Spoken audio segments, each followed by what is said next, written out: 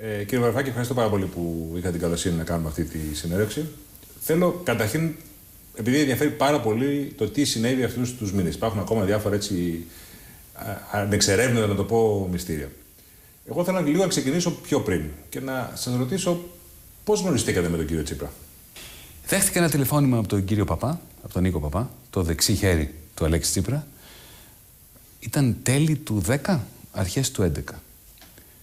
Με ένα αίτημα να βρεθούμε να συζητήσουμε για τις ενστάσεις μου απέναντι στο πρώτο μνημόνιο και στη γενικότερη πολιτική στάση Αθηνών, Βρυξελών, Φραγκφούρτης.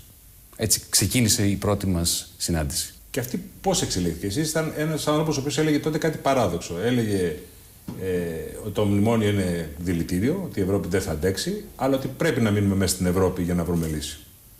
Αυτό δεν ήταν, να το πω έτσι, παντού αποδεκτό. Ούτε και σήμερα είναι. Αποτελώ μια πολύ μικρή μειοψηφία. Αλλά το πίστευα και το πιστεύω. Πίστευα ότι η διαδικασία που ξεκίνησε με το ελληνικό μνημόνιο ήταν αποδομητική για την Ευρωπαϊκή Ένωση και ότι ο μόνος τρόπος ένας πραγματικός ευρωπαϊστής να σταθεί όρθιος και να βοηθήσει προς την κατεύθυνση της διάσωσης της Ευρώπης και της ιδέας της ευρωπαϊκής ολοκλήρωσης ήταν να εναντιωθεί σε αυτές τις διαδικασίες. Όταν αρχίσατε να μιλάτε με τον κύριο Τσίπρα, συμφωνούσατε σε όλα, να το πω έτσι? Ήταν ενδιαφέρουσα η συζήτηση. Ήταν ξεκάθαρο ότι είχαμε μια διάσταση απόψεων όσο αφορά το θέμα της δραχμής. Αλλά μου έκανε εντύπωση ότι πολύ σύντομα. Ότι εκείνος θεωρούσε την δραχμή για λογική διέξοδο. Ότι είναι οπωσδήποτε κάτι το οποίο πρέπει να το σκεφτούμε. Αλλά πολύ σύντομα είδα μια σημαντική, αν θέλετε, ορίμανση στη σκέψη του Αλέξη Τσίπρα, γιατί μετά είχαμε και άλλες συνομιλίες στη διάρκεια των 2 ετών που ακολούθησαν μέχρι τις εκλογές του 2012. Και πότε γίνεστε, ας το πούμε έτσι, κομμάτι του πιο κλειστού κύκλου που αρχίζει και την προετοιμασία για τις εκλογές? Το δεύτερο μνημόνιο ήταν αυτό που άλλαξε τα πάντα. Γιατί με το δεύτερο μνημόνιο υπήρξε μια πάρα πολύ μεγάλη πόλωση μεταξύ εκείνων που το υποστήριξαν, στο οποίο εντάχθηκε και η Νέα Δημοκρατία, ενώ πριν υπήρχαν οι φωνές, οι αντιμνημονιακές και του Αντώνη Σαμαρά. Και μέσα από αυτή την πόλωση συνειδητοποίησα ότι η δύναμη του διαλόγου πλέον έχει εξαντληθεί. Ότι η ελληνική κοινωνία ήταν διαιρεμένη μεταξύ εκείνων που έλεγαν ότι εάν δεν υποταχθούμε στο δεύτερο μνημόνιο, στο PSI, σε όλη αυτή τη λογική που για μένα αποδομούσε και την Ελλάδα και την Ευρώπη, η Ελλάδα αντιμετώπιζε έναν Αρμαγεδόνα και ο μόνος πολιτικός ο οποίος εξακολουθούσε να ενδιαφέρεται για την συζήτηση που είχαμε ξεκινήσει με όλους τους πολιτικούς από το 2010 ήταν ο Αλέξης Τσίπρας. Οπότε σιγά σιγά και καθώς πλησιάζαμε στις εκλογές, τη διπλή εκλογή Μαΐου-Ιουνίου του 2012, ήταν μια φυσική πορεία πραγμάτων όπου τελικά με οδήγησε στο να ενταχθώ σε αυτή την προσπάθεια του Αλέξη Τσίπρα. Τώρα γίνονται αυτές οι εκλογές και χάνονται από τον κύριο Τσίπρα. Υπήρξε κάποια προετοιμασία, κάποιο σχέδιο σε αυτό το διάστημα μεσολάβησε, αυτά 2 χρόνια? Ναι, υπήρξε. Υπήρξε μια, αν θέλετε, εκθετική πορεία στην ορίμαση της σκέψης μιας μικρής ομάδας γύρω από τον Αλέξη Τσίπρα. Δεν είχα καμία σχέση προσωπική με το ΣΥΡΙΖΑ ως κόμμα. Είναι γνωστό ότι δεν ήμουν καν μέλος του ΣΥΡΙΖΑ, αλλά παρατήρησα μια διαδικασία εκπόνησης πολιτικών και στρατηγικής που θεώρησα ότι, αν και θα έπρεπε να είναι πιο γρήγορη, γιατί οι εξελίξεις σε αυτές τις περιπτώσεις μιας ραγδαίας κρίσης τρέχουν πάρα πολύ γρήγορα, ιδίως με την εμπλοκή τη δική μου στις ΗΠΑ, όπου ο λόγος του Αλέξη Τσίπρα όσο αφορά τη θέση του με το ευρώ έγινε μεστός, περιεκτικός και θα έλεγα και ιδιαίτερα πιστικός σε κύκλους της Δύσης, των ΗΠΑ, της Ευρωπαϊκής Ένωσης και γενικότερα. Αυτή ήταν μια διαδικασία που νομίζω εντάσσεται σε αυτό το κλίμα στο οποίο αναφέρεστε. Φτάνουμε όμως το Σεπτέμβριο, πριν από τις εκλογές, όπου ο κ. Τσίπρας εξαγγέλει το πρόγραμμα της Θεσσαλονίκης, το περίφημο πρόγραμμα, όπου εσείς είστε τελείως αντίθετος. Έτσι, είναι η πρώτη φορά που θυμάμαι εκείνη την περίοδο να έχετε κάποια πολύ ανοιχτή διαφωνία με τον κ. Τσίπρα. Είναι αλήθεια. Και ήταν κάτι το οποίο με είχε ανησυχήσει. Γιατί ενώ είχαμε συμφωνήσει ότι θα αναλάβω ένα σημαντικό μέρος της διαπραγμάτευσης σε περίπτωση που ο ΣΥΡΙΖΑ σχηματίσει κυβέρνηση και είχα θέσει ως όρο την άμεση εμπλοκή μου στην εκπόνηση της οικονομικής πολιτικής του ΣΥΡΙΖΑ, Το έμαθα από τις εφημερίδες. Ήμουνα στις ΗΠΑ όπου δίδασκα στο Τέξας και όταν το διάβασα, αμέσως συνειδητοποίησα ότι υπάρχει μια πλήρης αναντιστοιχία μεταξύ μιας λεολογισμένης πολιτικής διαπραγμάτευσης και αυτού του προγράμματος. Υπήρχαν ανακρίβειες μέσα, υπήρχαν λαϊκισμοί. Παρόλο ότι οι γενικές γραμμές με κάλυπταν. Ότι έπρεπε να υπάρξει μια σταθεροποίηση της ελληνικής κοινωνικής οικονομίας. Ότι έπρεπε να προστατευτούν κάποιες κοινωνικές ομάδες. Όλα αυτά ήταν βεβαίως πράγματα με τα οποία ήμουν σύμφωνος. Αλλά ότι θα πάρεις δισεκατομμύρια, κάποια δισεκατομμύρια από το Ταμείο Χρηματοπιστωτικής Σταθερότητας για να τα ρίξεις στην ανάπτυξη ή για να καλύψεις τα κόκκινα δάνεια χωρίς διαπραγμάτευση, αυτό ήταν κάτι το οποίο δεν έστηκε στη βάση των κανονισμών και των διαδικασιών της Ευρωπαϊκής Ένωσης. Όταν όμως σας πήρε τηλέφωνο και σας είπε να γυρίσετε, να είστε υποψήφιος βουλευτής και υποθέτω ταυτόχρονα σας είπε ότι θα αναλάβετε και το οικονομικό επιτελείο, δεχτήκατε παρά τις διαφωνίες? Έτσι δεν είναι η πολιτική. Απέσπασα τη δέσμευση ότι το πρόγραμμα αυτό θα αναπροσαρμοστεί ανάλογα με τη διαπραγματευτική στρατηγική. Δεν είχα καμία όρεξη ποτέ στη ζωή μου να εμπλακώ ως υπουργός, ούτε καν ως βουλευτής. Αλλά, κύριε Παπαχελά, όταν έρχεται μια στιγμή που μετά από 5-6 χρόνια συστηματικής κριτικής που ασκείς στην ασκούμενη πολιτική, ο ενδυνάμει πρωθυπουργός σου λέει «Ιδού η Ρόδος, ιδού και το πείδημα», εκείνη τη στιγμή ένιωσα την υποχρέωση να αναλάβω αυτό το πόστο. Γνωρίζοντας, έχοντας τα μάτια μου πλήρως ανοιχτά, στις δυσκολίες που εγκυμονούσε αυτό το εγχείρημα. Τώρα, εγώ θέλω να καταλάβω, εάν είχατε καταλήξει μόλις, σε πάση όσα αναλάβατε, μαζί με τον κύριο Τσίπρα σε κάποιο δόγμα, σε κάποια στρατηγική. Εγώ, όπως το καταλαβαίνω, η στρατηγική ήταν: κάνουμε μια διαπραγμάτευση σκληρή. Εάν δεν πετύχουμε πρώτον μια καλή λύση στο χρέος και δεύτερον ένα άλλο μνημόνιο, ένα άλλο πακέτο, τότε απειλούμε με μια μονομερή χρεοκοπία. Ότι δεν πληρώνουμε το δούνο του και τον εκουτού. Το λέω σωστά? Δεν θα το έλεγα με αυτά τα λόγια. Σε καμία περίπτωση μια διαπραγμάτευση δεν μπορεί να σου εξασφαλίσει ό,τι θέλεις. Θα οδηγήσει στην καλύτερη περίπτωση σε έναν έντιμο συμβιβασμό. Το οποίο σημαίνει ότι θα υπάρξουν πολλές υποχωρήσεις από τη δική σου μεριά, πολλοί συμβιβασμοί. Αυτό που θεωρούσα ότι δεν έπρεπε να αποτελεί θέμα συμβιβασμού ήταν η ακολουθία της λύσης που έπρεπε, και νομίζω ότι αυτό ισχύει έτσι κι αλλιώς και σήμερα.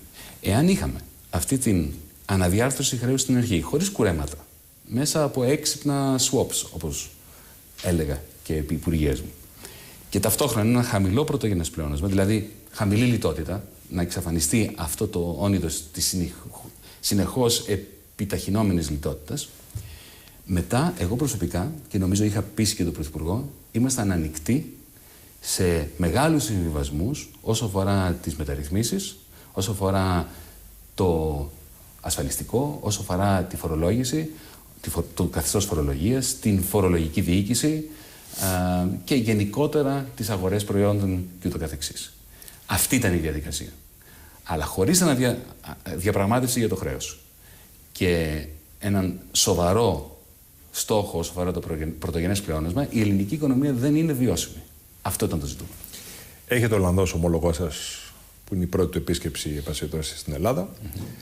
Σας βλέπει τώρα, καταλαβαίνω ότι στο παρασκήνιο, πίσω από κλειστές πόρτες, εσείς του είπατε αρκετά ανοιχτά ότι όταν σας ρώτησε και τι θα κάνετε αν δεν έχουμε συμφωνήσει μέχρι το καλοκαίρι, είπατε ότι δεν θα πληρώσουμε. Δεν ξέρω αν ισχύει αυτό. Όχι, δεν ισχύει αυτό. Δεν φτάσαμε εκεί. Δεν φτάσαμε εκεί. Η συζήτηση ήταν πολύ πιο στα κάτω, αν θέλετε. Με ρώτησε αυτό που μου είχε ρωτήσει και στο τηλέφωνο 2 μέρες πριν, όταν κλείναμε το ραντεβού. Μου είχε θέσει το ερώτημα στο τηλέφωνο, τι σχεδιάζετε να κάνετε με το ελληνικό πρόγραμμα. Και του είπα, αυτό που είπα και στο πρώτο Eurogroup αργότερα, ότι εδώ έχουμε 2 ατζέντες. Έχουμε το μνημόνιο. Υπάρχει το πρόγραμμα στο οποίο υπάρχει μια δέσμευση από το ελληνικό κράτος, άσχετο αν συμφωνώ ή διαφωνώ με αυτό. Από την άλλη μεριά υπάρχει και το δικό μας πρόγραμμα. Στόχος μας είναι να υπάρξει μια έντιμη διαπραγμάτευση ώστε αυτά τα 2 να παντρευτούν. Να υπάρξει ένα συμβιβασμό μεταξύ αυτών των 2. Στο τηλέφωνο, ο κ. Ντάιζελμπλουμ μου είχε πει: αυτό ακούγεται πολύ καλό. Στο γραφείο μου, 2 μέρες μετά, 3 μέρες μετά, μου έθεσε πάλι το ίδιο ερώτημα. Του έδωσα πάλι την ίδια απάντηση. Και γυρνάει και μου λέει, verbatim, this will not do. Αυτό δεν αποτελεί βάση συζήτηση ουσιαστικά. Οπότε του λέω, Τον ρώτησα με τη σειρά μου, δηλαδή τι εννοείται. Λέει, έχεις μια επιλογή. Είτε αποδέχεσαι το πρόγραμμα όσα έχει, ή το πρόγραμμα χτυπάει τα βράχια. Και με αυτό, για να μην σας πω λόγο τώρα τι εννοούσε, είναι κλείσιμο των τραπεζών. Την τρίτη μέρα δηλαδή που ήμουν ουσιαστικά στο Υπουργείο Οικονομικών, ο πρόεδρος του Eurogroup σου λέει, είτε θα αποδεχθείς το πρόγραμμα που ούτε ο κ. Σαμαράς τελικά δεν αποδέχτηκε, γι' αυτό δεν έκλεισε την αξιολόγηση, είτε σου κλείνει τις τράπεζες. Αυτό ήταν γνωστό ότι θα συμβεί. Δηλαδή, 1 χρόνο πριν, 1,5 χρόνο πριν, έκανα εισηγήσεις στον κύριο Τσίπρα ότι αυτό θα ήταν το σκηνικό του εκβιασμού. Μάλιστα, σε μια συνέντευξη 9 Δεκεμβρίου στον Αντένα, είχα πει ακριβώς αυτό. Ότι αν δεν είμαστε διατεθειμένοι να αντιμετωπίσουμε την απειλή του κλεισίματος των τραπεζών από την Τρόικα, τότε δεν υπάρχει λόγος να εκλεγούμε. Αυτά ήταν τα λόγια τα οποία είχα χρησιμοποιήσει. Ποιο ήταν το όπλο το οποίο είχαμε απέναντι σε αυτή την απειλή? Το κούρεμα των ομολόγων της Ευρωπαϊκής Κεντρικής Τράπεζας, τα 27 δις που συνεχίζαμε να χρωστάμε, που ήταν η μοναδική φέτα του ελληνικού δημόσιου χρέους που παρέμενε στο ελληνικό δίκαιο και άρα ήταν καθόλου νόμιμο για την ελληνική κυβέρνηση να τα αναδιαρθρώσει. Θα ήταν μία κίνηση η οποία θα δημιουργήσει τεράστια προβλήματα στην Ευρωπαϊκή Κεντρική Τράπεζα. Άρα, αυτό ήταν το σκηνικό. Άρα, καλά σας το είπα. Του είπατε βασικώς ότι δεν θα πληρώσουμε αυτά τα ομόλογα της Εκωτού το καλοκαίρι. Όχι, δεν χρειάστηκε αυτά. Δεν φτάσαμε. Αν χρειαζόταν, θα το έλεγα. Η συζήτηση πώς τέλειωσε, δηλαδή μέσα? Η συζήτηση δεν έφτασε σε αυτό το σημείο.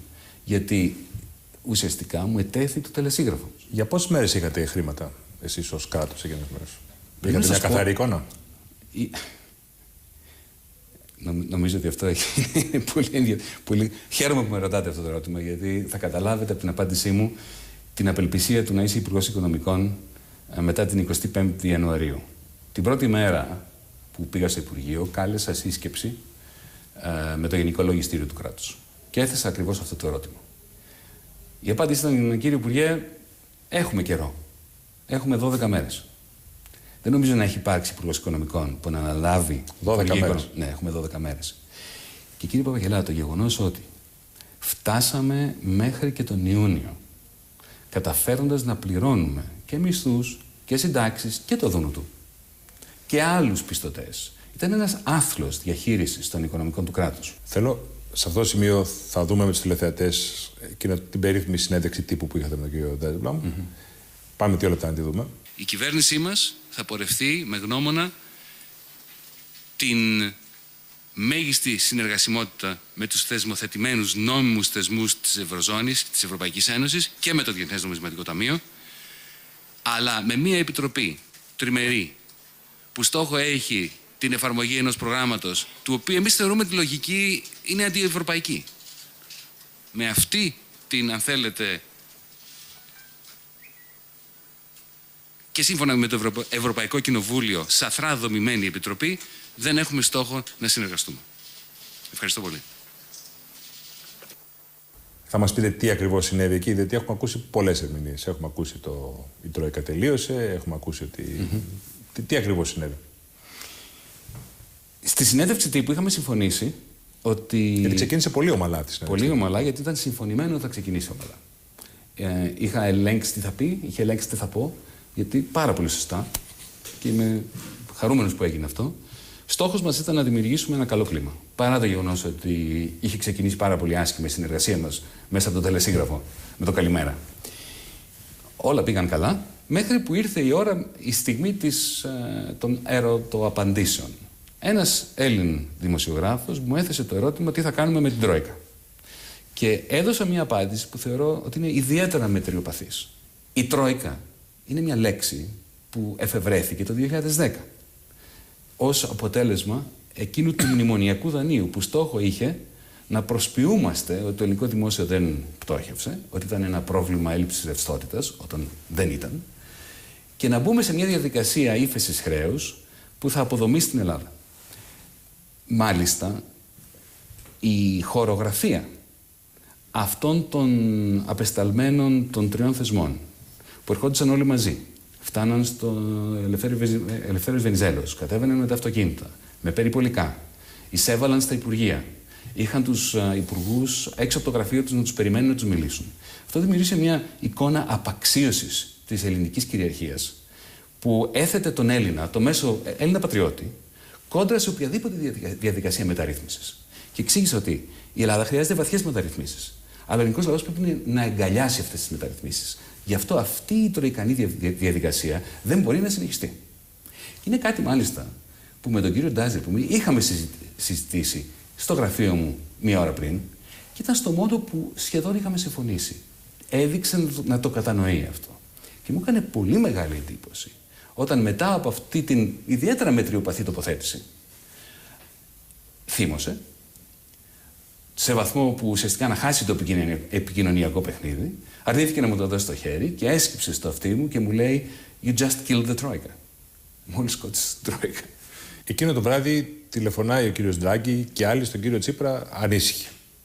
Η ανησυχία τι ήτανε? Η απειλή αυτή ότι δεν θα πληρώσουμε το καλοκαίρι την εκουτού? Μα δεν υπήρξε τέτοια απειλή. Σε καμία περίπτωση. Εκείνη τη μέρα. Σας είπα, δεν φτάσαμε σε αυτή τη συζήτηση. Πάμε στο Eurogroup τώρα. Οι πρώτες εντυπώσεις, ποιος είναι το αφεντικό στο Eurogroup? Καλά, αυτό είναι ξεκάθαρο. Δεν χρειάζεται να ρωτήσετε οποιονδήποτε. Ο κύριος Σόιμπλε βεβαίως. Αλλά όχι συστηματικά. Είναι το αφεντικό το 95-96% του χρόνου, που και που υπάρχουν στιγμές όταν αυτονομείται ο πρόεδρος του Eurogroup, επειδή έχει κάποια γραμμή από την κυρία Μέρκελ, η οποία συγκρούεται με αυτή του κύριου Σόιμπλε. Πάμε όμως λίγο πίσω από το Eurogroup, μεταξύ της πρώτης συνάντησης με Ντάιζελμπλουμ και πρώτο Eurogroup, γιατί υπάρχει ένα γεγονός μεγάλης σημασίας κατά μέ για τη σχέση μας με την Ευρωπαϊκή Κεντρική Τράπεζα. Θυμάστε ότι μετά την εκλογή μας, το χρηματιστήριο, το ελληνικό χρηματιστήριο και ιδίως οι μετοχές των τραπεζών έκαναν βουτιά. Ιδίως με αυτή την πολύ κακή ατμόσφαιρα και στη συνέντευξη τύπου με τον Ντάιζελμπλουμ. Αμέσως πήγα στο Λονδίνο. Μέσα σε μία μέρα είχα 3 συναντήσεις με πάνω από 300 τραπεζίτες και εκπροσώπους ταμείων στο Λονδίνο. Αυτά Κυριακή 1η Φεβρουαρίου. Θέλω να σας θυμίσω ότι το ελληνικό χρηματιστήριο ανέβηκε 13% και οι ελληνικές μετοχές τουλάχιστον 20%. Την μεθεπόμενη μέρα, ο κύριος Ντράγκη και η Ευρωπαϊκή Κεντρική Τράπεζα τράβηξαν το waiver, χωρίς κανένα λόγο και αιτία, και από τότε ξεκίνησε αυτή η συνειδητοποίηση εκ μέρους μας ότι η Ευρωπαϊκή Κεντρική Τράπεζα δεν ήταν μια κεντρική τράπεζα που στόχο είχε να μας βοηθήσει στη σύναψη καλών σχέσεων με τους επενδυτές και στη δημιουργία μιας ατμόσφαιρας που θα οδηγήσει σε μια έντιμη συμφωνία. Πάμε τώρα στο Eurogroup. Πάτε στο πρώτο Eurogroup. Η κριτική που σας ασκείται είναι ότι παρουσίαζεται κάτι πάρα πολύ γενικό, πάρα πολύ θεωρητικό, το οποίο δεν είχε τίποτα να κάνει με ένα συγκεκριμένο και απτό πρόγραμμα. Εσείς τι κάνατε πρώτον και τι αντίδραση είχατε εκεί? Ο στόχος εκεί δεν είναι να μιλήσεις με συγκεκριμένα νούμερα, να μιλήσεις για το πρωτογενές πλεόνασμα που θέλεις να πετύχεις. Ένας βασικός λόγος που μπορείς να το κάνεις αυτό είναι ότι κανένας δεν είναι πληροφορημένος. Δεν έχουν ούτε μία σελίδα μπροστά τους οι υπόλοιποι Υπουργοί Οικονομικών των προτάσεών σου. Οπότε, χρησιμοποιήστε το χρόνο μου και η ομιλία μου, άμα θέλετε, υπάρχει στο διαδίκτυο, μπορείτε να τη δείτε. Την έχω ανεβάσει εγώ. Γιατί υπάρχει μια τεράστια αντιστοιχία μεταξύ αυτού που λέγεται ότι είπα και αυτού που είπα. Στόχος μου ήταν ένας. Να καταδείξω την πεποίθησή μας ότι πρέπει να βρεθεί ένας συμβιβασμός μεταξύ του δικού μας προγράμματος και του προϋπάρχοντος μνημονιακού προγράμματος. Αμέσως μετά μίλησε ο Μισελ Σαπέν, ο Υπουργός Οικονομικών της Γαλλίας, ο οποίος συμφώνησε. Και μάλιστα είπε ακριβώς τα ίδια πράγματα με δικά του λόγια. Τρίτος μίλησε ο κύριος Σόιμπλε, ο οποίος η απάντησή του στον κύριο Σαπέν, περισσότερο και όχι σε μένα, ήταν ξεκάθαρη. Οι εκλογές δεν μπορούν να οδηγήσουν στην αναθεώρηση ενός υπάρχοντος προγράμματος. Με άλλα λόγια, οι εκλογές δεν μπορούν να αλλάξουν τίποτα.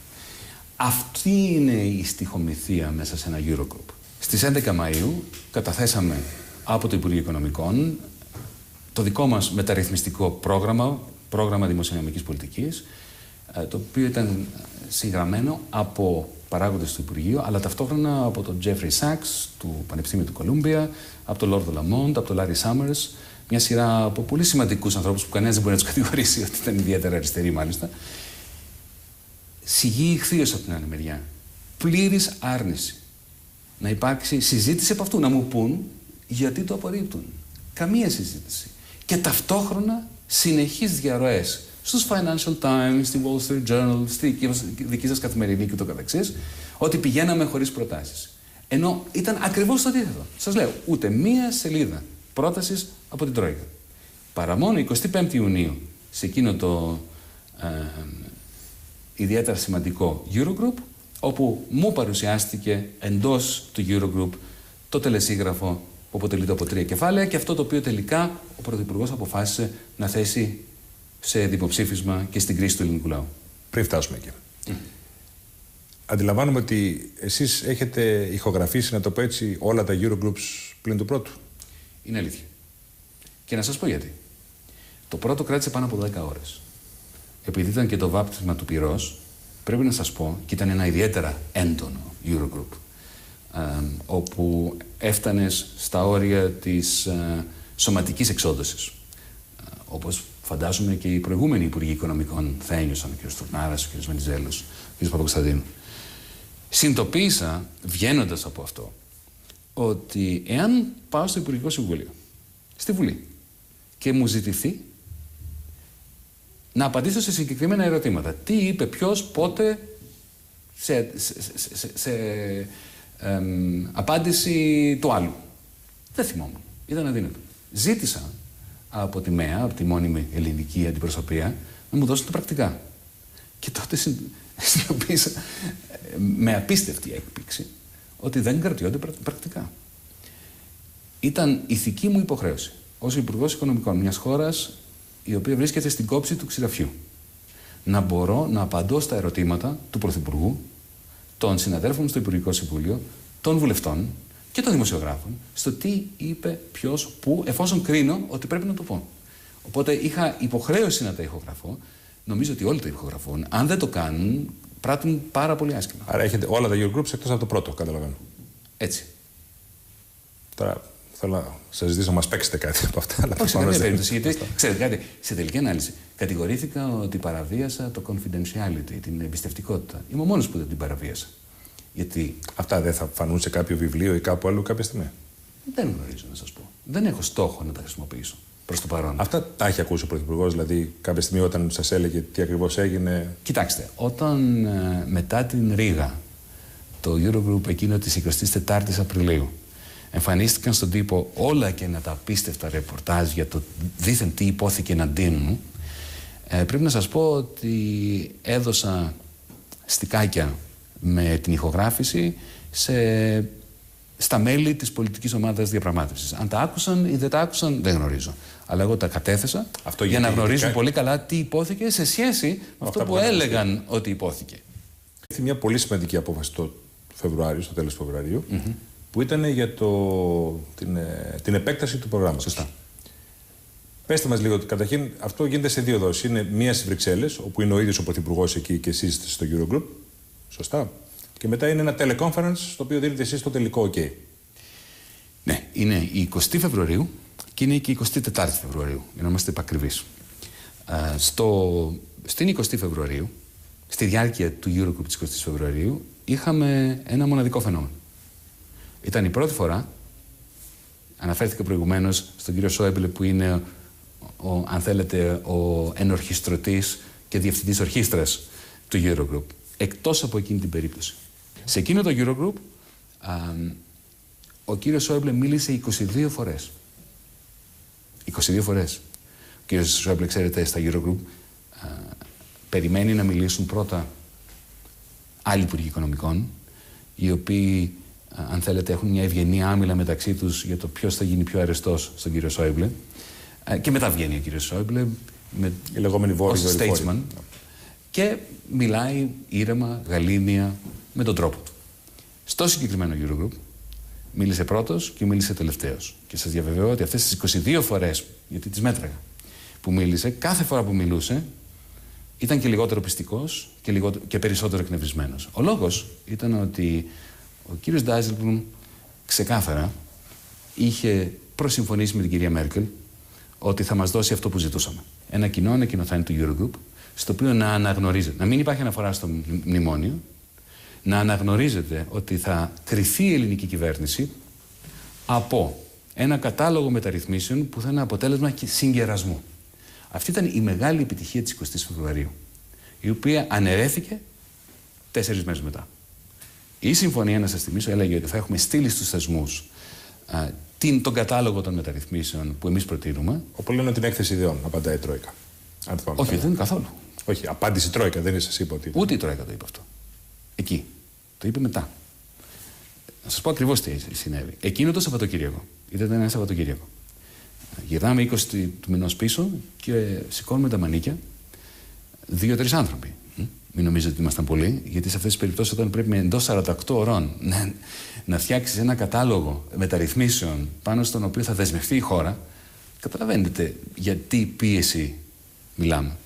Ήμασταν 2-3 άνθρωποι, ήμασταν σε συνεχή ανοιχτή ακρόαση, επικοινωνία, emails, με τους εκπροσώπους της παλιάς Τρόικας, με τον κύριο Ντέκλαν Κοστέλο, τον αντίστοιχο της Κεντρικής Τράπεζας, τον κύριο Τόμψον κτλ. Ξεκινάει το teleconference, στο οποίο ήμουν μόνος μου, στο γραφείο μου, με ένα χταπόδι όπως λέγεται. Είχα την εντύπωση, στο πνεύμα της συμφωνίας, ότι θα ήταν ένα διαδικαστικό τηλεφώνημα, teleconference, στο οποίο οι θεσμοί θα συμφωνούσαν με αυτό που είχαν ήδη συμφωνήσει. Ο κύριος Ντάιζελμπλουμ είχε πει στο τέλος του Eurogroup της 20ης Φεβρουαρίου ότι δεν θα γίνει καμία συζήτηση επί της ουσίας σε αυτό το teleconference. Ήταν ένα τυπικό βήμα και εγώ προσανατολιζόμουν στην επόμενη μέρα της σκληρής διαπραγμάτευσης και της σκληρής δουλειάς, έτσι ώστε αυτές οι μερικές σελίδες, ο κατάλογος των μεταρρυθμίσεων, να αποκτήσουν σάρκα και οστά. Δυστυχώς, οι εκπρόσωποι των τριών θεσμών, ο κ. Μοσκοβισή, ο κ. Ντράγκη και η κυρία Λαγκάρντ, συνεννοημένοι προφανώς, γιατί υπήρχε πλήρη σύμπτωση ακόμα και φραστική, ξεκίνησαν να λένε ότι ναι, συμφωνούμε ότι αυτός ο κατάλογος είναι αποδεκτός, αλλά δεν υποκαθιστά το μνημόνιο, το MOU. Εκείνη τη στιγμή, όταν μου δόθηκε ο λόγος, απέρριψα αυτή την άποψη. Είπα ότι ο μόνος λόγος που βρισκόμαστε εδώ, ο μόνος λόγος που δεν επήλθε συμφωνία στο πρώτο Eurogroup και στο δεύτερο και χρειάστηκε το τρίτο της 20ης Φεβρουαρίου, ήταν ότι εμείς επιμέναμε ότι πρέπει ο νέος κατάλογος που θα συμφωνήσουμε από κοινού να είναι η νέα βάση. Εάν είναι να προσθεθεί αυτό στο προηγούμενο μνημόνιο, τότε ποιος ο λόγος? Γιατί χάσαμε όλες αυτές τις μέρες, όλες αυτές τις εβδομάδες. Και ότι η ελληνική κυβέρνηση, είπα, απορρίπτει αυτή την παρέμβαση και την επαναφορά του MOU, τη φραστική από τους τρεις εκπροσώπους, γιατί δεν συνάδει ούτε με το γράμμα ούτε με το πνεύμα της 20ης. Εκείνη τη στιγμή, κύριε Παπαχελά, είχα μια πάρα πολύ μεγάλη απόφαση να λάβω. Δεν υπήρχε ο Πρωθυπουργός. Δεν υπήρχε η δυνατότητα να Δεν μπορούσατε να διακόψετε και να μιλήσετε με τον κύριο Τσίπρα και την ώρα? Κοιτάξτε, το έκανα. Η εισήγησή μου ήταν ότι είμαστε 24 Φεβρουαρίου, 28 κλείνουν οι τράπεζες, 28 εξοκύλει το πρόγραμμα. Είδαμε και πάθαμε, κάναμε πάρα πολύ μεγάλη προσπάθεια και με βοήθεια από την κυρία Μέρκελ να υπάρξει αυτός ο συμβιβασμός της 20 Φεβρουαρίου. Έκρινα εκείνη τη στιγμή, και αυτή ήταν η εισήγησή μου και εισακούστηκε, ότι η προσπάθεια από τη μεριά της Τρόικας επαναφοράς του MOU ήταν φραστική. Δεν κρατώνται πρακτικά, δεν ήταν καταγεγραμμένη στο ανακοινωθέν κάποιου Eurogroup, άρα θα μπορούσαμε να προσποιηθούμε δεν υπήρξε. Ή τουλάχιστον εμείς να επιμείνουμε ότι από τη στιγμή που δεν είναι γραπτό, δεν υπάρχει. Δεν έχει νομική ισχύ. Το μόνο που είναι γραπτό είναι η απόφαση. Έχετε μετανιώσει ότι εκείνη την ώρα δεν το τεινάξατε στον αέρα? Πολιτικά θα ήταν πολύ πιο εύκολο για εσάς. Το πήρα όλο πάνω μου. Δεν το μετανιώνω ότι το πήρα πάνω μου. Τώρα, εάν τη στερνή γνώση την είχα τότε, δεν θα το υπέγραφα. Αλλά έτσι δεν είναι με τη στερνή γνώση. Πώς φτάνουμε στη Ρήγα και τι ακριβώς συνέβη στη Ρήγα? Να σας πω. Την επόμενη, από την 24η Φεβρουαρίου, αρχίζει η μία μετά την άλλη καταστρατήγηση από τη μεριά της Τρόικας των συμφωνημένων. Καταρχάς, ζήτησαν αμέσως να έρθουν οι ορδές των τεχνοκρατών της Τρόικας, σαν να μην είχε αλλάξει τίποτα. Απλώς πήγαν σε ξενοδοχεία αντί να πάνε στα Υπουργεία. Όχι, δεν έγινε αυτό. Εμείς είπαμε όχι. Αυτό που εγώ δεν είχα καμία ποτέ αντίρρηση ήταν να έρθουν τεχνοκράτες της Τρόικας για να πάρουν στοιχεία. Αλλά να έρθει ο mission chief ο κύριος Ρίσι Γκογιάλ, για παράδειγμα, ο οποίος είναι ο κύριος Τόμψεν στη θέση του κύριου Τόμψεν, να έρθει ο κύριος Μαζούχ, να έρθει ο κύριος Κοστέλο και να μπαίνει στα Υπουργεία και να αρχίσει πάλι αυτή τη διαδικασία της εξέτασης, της ανάκρισης των Υπουργών, αυτό συμφωνήσαμε όλοι ότι δεν μπορεί να γίνει και δεν το συμφωνήσαμε μόνο εμείς αυτό, κύριε Παπαχελά. Το συμφώνησε και ο κύριος Μοσκοβισή, ο οποίος μου είπε ευθαρσώς ότι αυτή είναι μια διαδικασία που πληγώνει την Ευρώπη. Και μαζί με τον κύριο Μοσκοβισή κάτσαμε, μετά από μια ένταση με τους υπόλοιπους θεσμούς, και για 48 ώρες δουλεύαμε συστηματικά στο να βρούμε ένα άλλο νέο μοντέλο. Και το νέο μοντέλο που βρήκαμε ήταν το Brussels Group. Δυστυχώς, αυτό ήταν το πρώτο στάδιο στην προσπάθεια του να συρθούμε πίσω στην προ της 20ης Φεβρουαρίου εποχής.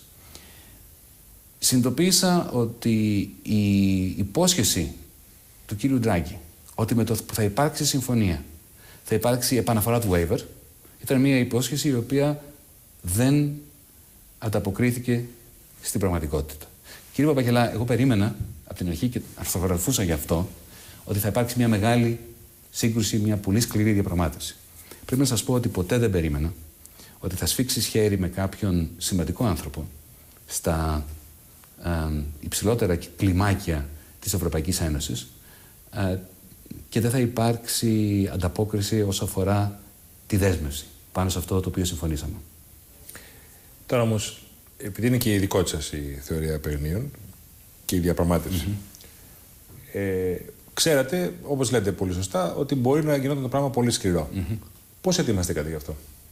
Με δύο τρόπους. Δηλαδή υπήρχε plan B, πραγματικό plan B όμως? Υπήρχαν... Εδώ πρέπει να υπάρξει ένας σημαντικός διαχωρισμός μεταξύ αυτό που αναφέρεται ως plan B, το οποίο εμείς το λέγαμε plan X. Plan X. Ναι, plan X. Γιατί... Δηλαδή υπήρχε κάποια ομάδα που είχε ευθύνη για το plan X, ήταν... Αυτό το έχουμε δηλώσει έτσι κι αλλιώς. Το έχει πει και ο Πρωθυπουργός στη Βουλή. Έχει... Όπου επικεφαλής ήσασταν εσείς? Επικεφαλής ήμουν εγώ. Δεν θα αναφερθώ στα ονόματα. Και δεν θα αναφερθώ για ένα συγκεκριμένο λόγο. Γιατί δεν θεωρώ ότι εγώ έχω το δικαίωμα. Ο κύριος Πρωθυπουργός Πρέπιν, ήταν δική του εντολή η δημιουργία αυτής της ομάδας. Τα κείμενα τα οποία παρήχθησαν στο πλαίσιο αυτής της προσπάθειας και η σύσταση αυτής της ομάδας, νομίζω είναι ζήτημα εκείνου να το ανακοινώσει στον τύπο εάν και όποτε κρίνει. Δεν είναι δική μου δουλειά αυτή. Απλώς για να το καταλάβω, μου λέτε ότι υπήρχε ένας σχεδιασμός συγκεκριμένος. Συγκεκριμένος σχεδιασμός. Το Plan X όμως, Plan B, πείτε το έτσι. Ο λόγος που είπαμε X είναι γιατί η Ευρωπαϊκή Κεντρική Τράπεζα είχε ένα τέτοιο πρόγραμμα. Plan Z. Το Plan Z. Εμείς το είπαμε X. Τελειώσαμε. Τελείωσε το λατινικό αλφάβητο. Αυτό πόσο συγκεκριμένο? Λοιπόν, αυτό ήταν το πλάνο στην περίπτωση που ο κύριος Σόιμπλε και άλλοι, όπως ο Υπουργός Οικονομικών της Σλοβακίας, της Φινλανδίας, που συνεχώς απειλούσαν με εκπαραθύρωση της Ελλάδας από το ευρώ, και όχι μόνο εμάς, και τον κύριο Βενιζέλο, να ρωτήσετε, φαντάζομαι κάτι αντίστοιχο θα σας πει. Σε περίπτωση που παρανόμως προσπαθούσαν να μας εκδιώξουν, εκπαραθυρώσουν, πώς θα αντιδρούσαμε? Αυτό είναι το Plan X. Τώρα, αυτό δεν έχει καμία σχέση με τα εργαλεία τα οποία έκρινα ότι έπρεπε να χρησιμοποιήσουμε για να βελτιώσουμε την διαπραγματευτική μας θέση απέναντι στον κύριο Ντράγκη, απέναντι και στην κυρία Θέλω να μείνω λίγο στο Plan X, γιατί έχει τη σημασία του. Γιατί όταν πας σε μια σύγκρουση, προφανώς πρέπει να έχεις έτοιμο και ένα πολύ σαφές Plan B. Το Υπουργείο Εθνικής Άμυνας έχει contingency plan σε περίπτωση εισβολής. Δεν σημαίνει τα θέλει. Εγώ να σας ρωτήσω για παράδειγμα, αυτή η περίφημη ιστορία ότι θα βρισκόντουσαν ρωσικά ή κινέζικα κεφάλαια, είχε γίνει σοβαρή προσπάθεια και τι έγινε με αυτό? Να σας απαντήσω. Έγινε προσπάθεια και αυτό δεν είναι κάτι το μεμπτό. Δεν υπάρχει χώρα στην Ευρωπαϊκή Ένωση η οποία να μην προσπαθεί να βρει πόρους όταν τους έχει ανάγκη, ούτε είναι και παράνομο, ούτε είναι και πρόβλημα, ούτε θα έπρεπε να είναι ζήτημα της διαπραγμάτευσης. Δηλαδή και συμφωνία να είχαμε με την Τρόικα και με την Ευρωπαϊκή Ένωση, γιατί να μην ψάξουμε να βρούμε επενδυτικά κεφάλαια?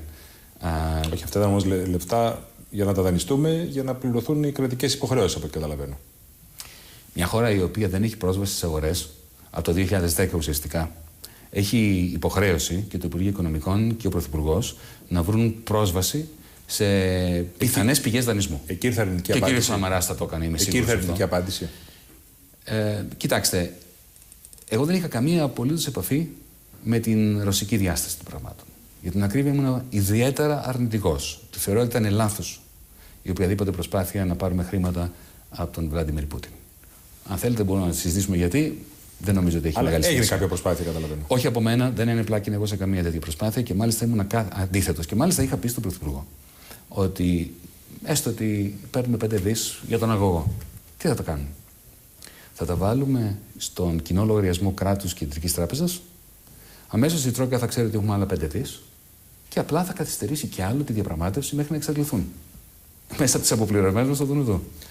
Ποιος ο λόγος? Αυτό είναι μια περιουσία του ελληνικού δημοσίου, του ελληνικού κράτους.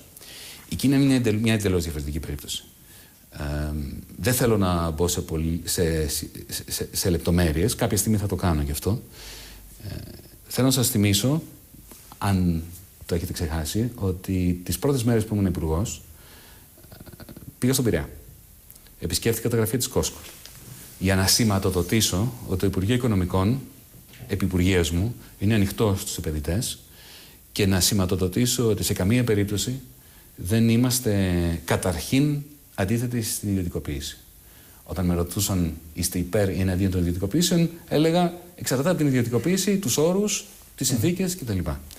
Έτσι ξεκίνησε μια διαδικασία σύσφυξη σχέσεων με την κινέζικη κυβέρνηση. Κάποια στιγμή ο αντιπρόεδρος της κυβέρνησης, ο κ. Ραγασάκης, στο πλαίσιο αυτών των συμφωνιών, των άτυπων συμφωνιών που είχαμε κάνει, πήγε και στο Πεκίνο, το θυμάστε αυτό, και υπήρξε μια άτυπη συμφωνία για επενδύσεις, άμεσες ξένες επενδύσεις, σε συγκεκριμένους τομείς και παράλληλα μια πιστωτική γραμμή για την ελληνική κυβέρνηση σε περίπτωση που εμείς αρχίσουμε να εκδίδουμε ομόλογα, έτσι ώστε να γίνει σταδιακά η επανείσοδός μας στις αγορές.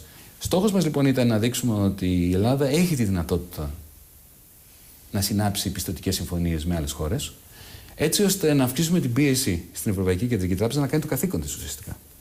Αυτή η συμφωνία επήλθε. Ανετράπη όμως. Με ένα τηλεφώνημα από το Βερολίνο. Στο Πεκίνο. Στο Πεκίνο. Δεν θα πω περισσότερα τώρα, κύριε Παπαχελά. Αλλά καταλαβαίνετε τι λέω. Είστε σίγουρος γι' αυτό? Κοιτάξτε, όσο μπορεί κάποιος να είναι σίγουρος. Όσο πιστεύει στον Κινέζο Πρωθυπουργό. Τώρα, το δεύτερο κομμάτι του Plan Z, από ό,τι καταλαβαίνω, ήταν η περίφημη ιστορία του διπλού νομίσματος. Όχι, δεν είναι διπλό νόμισμα. Και θέλω να είμαι πιο συγκεκριμένος, να σας πω ακριβώς αυτά που έλεγα. 6 μήνες πριν κερδίσουμε τις εκλογές, στον Πρωθυπουργό, στον κύριο Τραγασάκη, όταν μου έθεταν το ερώτημα πώς μπορούμε να εξασφαλίσουμε ότι θα έχουμε την απαραίτητη διαπραγματευτική ισχύ για να μπορέσουμε να πετύχουμε μια έντιμη συμφωνία. Αυτό είναι το ερώτημα. Η απάντηση ήταν με 2 βασικά εργαλεία. Το πρώτο ήταν τα ομόλογα S&P, του προγράμματος S&P που συνέχισε να κατέχει ο κύριος Ντράγκη. Κύριε Παπαχελά, προβλέπαμε από την αρχή ότι το κυπριακό μοντέλο της ασφυξίας και της προσπάθειας να συνθηκολογήσουμε μέσα από την απειλή του κλεισίματος των τραπεζών θα το αντιμετωπίσουμε. Εάν μια κεντρική τράπεζα έρθει να σου κλείσει τις τράπεζες, ξέρετε γιατί δημιουργήθηκαν οι κεντρικές τράπεζες? Για να κρατάνε τις τράπεζες ανοιχτές. Όχι να τις κλείνουν, ιδίως όταν τις θεωρούν ότι είναι φερέγγιες οι ίδιες. Εάν λοιπόν έρθει και να σου κλείσει τις τράπεζες για να δεχθείς ότι οι επιχειρήσεις θα πρέπει να προπληρώνουν 100% του φόρου του 2016 το 2015, έχεις κάθε δικαίωμα, έχεις υποχρέωση να απαντήσεις σε αυτό, σε αυτή την απίστευτη επιθετική κίνηση, λέγοντας ότι κοίταξε να δεις, εσύ μου κλείσεις τις τράπεζες, εγώ δεν μπορώ να σου αποπληρώσω τα ομόλογα τα οποία σου χρωστώ, είναι ελληνικού δικαίου, θα κάνω μια αναδιάρθρωση αυτών των ομολόγων, δεν θα τα κουρέψω. Αλλά βρίσκεσαι εκτός του ευρωσυστήματος μετά. Σε καμία περίπτωση. Γιατί? Ποιος το λέει αυτό? Όταν δεν υπάρχει χρηματοδότηση των ελληνικών τραπεζών πλέον. Όχι, μα δεν καταλάβατε. Αυτός είναι ο φάλιος λόρος. Όχι, δεν είναι έτσι. Δεν είναι. Χάσατε την ακολουθία. Σε καμία περίπτωση ούτε θα απειλούσα με αναδιάρθρωση αυτών των ομολόγων, ούτε θα την έκανα ως πρώτη κίνηση. Αν κλείναν τις τράπεζες, εάν σου αφαιρέσουν τη ρευστότητα, τότε έχει σηματοδοτήσει ότι σε δεύτερο στάδιο, μια μέρα μετά, μια εβδομάδα μετά, κουρεύεις αυτά τα ομόλογα ή τα στέλνεις το 2042 που είχα στόχο να κάνω. Και ξέρετε γιατί αυτό έχει σημασία, κύριε Παπαχελά? Γιατί ήταν μεγάλο όπλο αυτό. Το είχατε έτοιμο αυτό? Ναι, αυτό είναι μια υπουργική απόφαση. Δηλαδή είχατε έτοιμο το διάταγμα και τα πάντα? Ναι, τι, αυτό είναι θέμα μιας ώρας. Και ο κύριος Ντράκη το ήξερε αυτό εξ αρχής. Ξέρετε γιατί ήταν τεράστιο όπλο αυτό? Γιατί όλο το σύστημα ποσοτικής χαλάρωσης της Ευρωπαϊκής Ένωσης πάνω στο οποίο στηρίζεται η επιβίωση του ευρώ σήμερα, γιατί κακά τα ψέματα, το ευρώ θα είχε καταρρεύσει εάν ο κύριος Ντράγκη δεν έκοβε 60 δισεκατομμύρια το μήνα για να αγοράζει ομόλογα των υπόλοιπων κρατών μελών πλην Ελλάδος. Ξέρετε ότι η Bundesbank, η Κεντρική Τράπεζα της Γερμανίας, έχει συγκρουστεί αμήλικτα με τον κύριο Ντράγκη από αυτού. Είναι στα δικαστήρια, είναι στο Ευρωπαϊκό Δικαστήριο. Νομικά, ο κύριος Ντράγκη κρατάει το πάνω χέρι, υποσχόμενος ότι δεν θα υπάρξει καμία αναδιάρθρωση αυτών των χαρτιών που αγοράζει από μέλη κράτη. Και €1 να αναδιαρθρώναμε εμείς, είναι ανοιχτό το πρόγραμμα ποσοτικής χαλάρωσης, ανεξάρτητα από την απόφαση του Ευρωπαϊκού Δικαστηρίου, στην κερδοσκοπία όσων πιστεύουν ότι μπορεί η ποσοτική χαλάρωση να καταρρεύσει. Αυτό ήταν μεγάλο όπλο. Δεν είχα κανένα στόχο να το χρησιμοποιήσω. Ένα όπλο έχει αξία στο βαθμό που δεν το χρησιμοποιείς. Αλλά, ενώ είχαμε συμφωνήσει ότι στην περίπτωση που μας κλείσουν τις τράπεζες θα το χρησιμοποιήσουμε και ότι θα το σηματοδοτούσαμε αυτό, τελικά αποδείχτηκε εκ των πραγμάτων ότι αυτή η συμφωνία δεν ήταν σοβαρή μεταξύ μας, γιατί στην κρίσιμη στιγμή. Μεταξύ ποιου και ποιου? Στην ομάδα των 6-7 ατόμων που αποφασίζαμε σε καθημερινή βάση την στρατηγική μας. Είχαμε μια συμφωνία σε αυτή την ομάδα, ομόφωνη, ότι αν μας κλείσουν τις τράπεζες θα προβούμε στην αναδιάρθρωση αυτών των ομολόγων. Όταν έγινε αυτό, μειοψήφισα. Και τελικά, προφανώς, ήταν ξεκάθαρο για μένα εκείνη τη στιγμή και πέρα ότι η ήττα ήταν προδιαγεγραμμένη.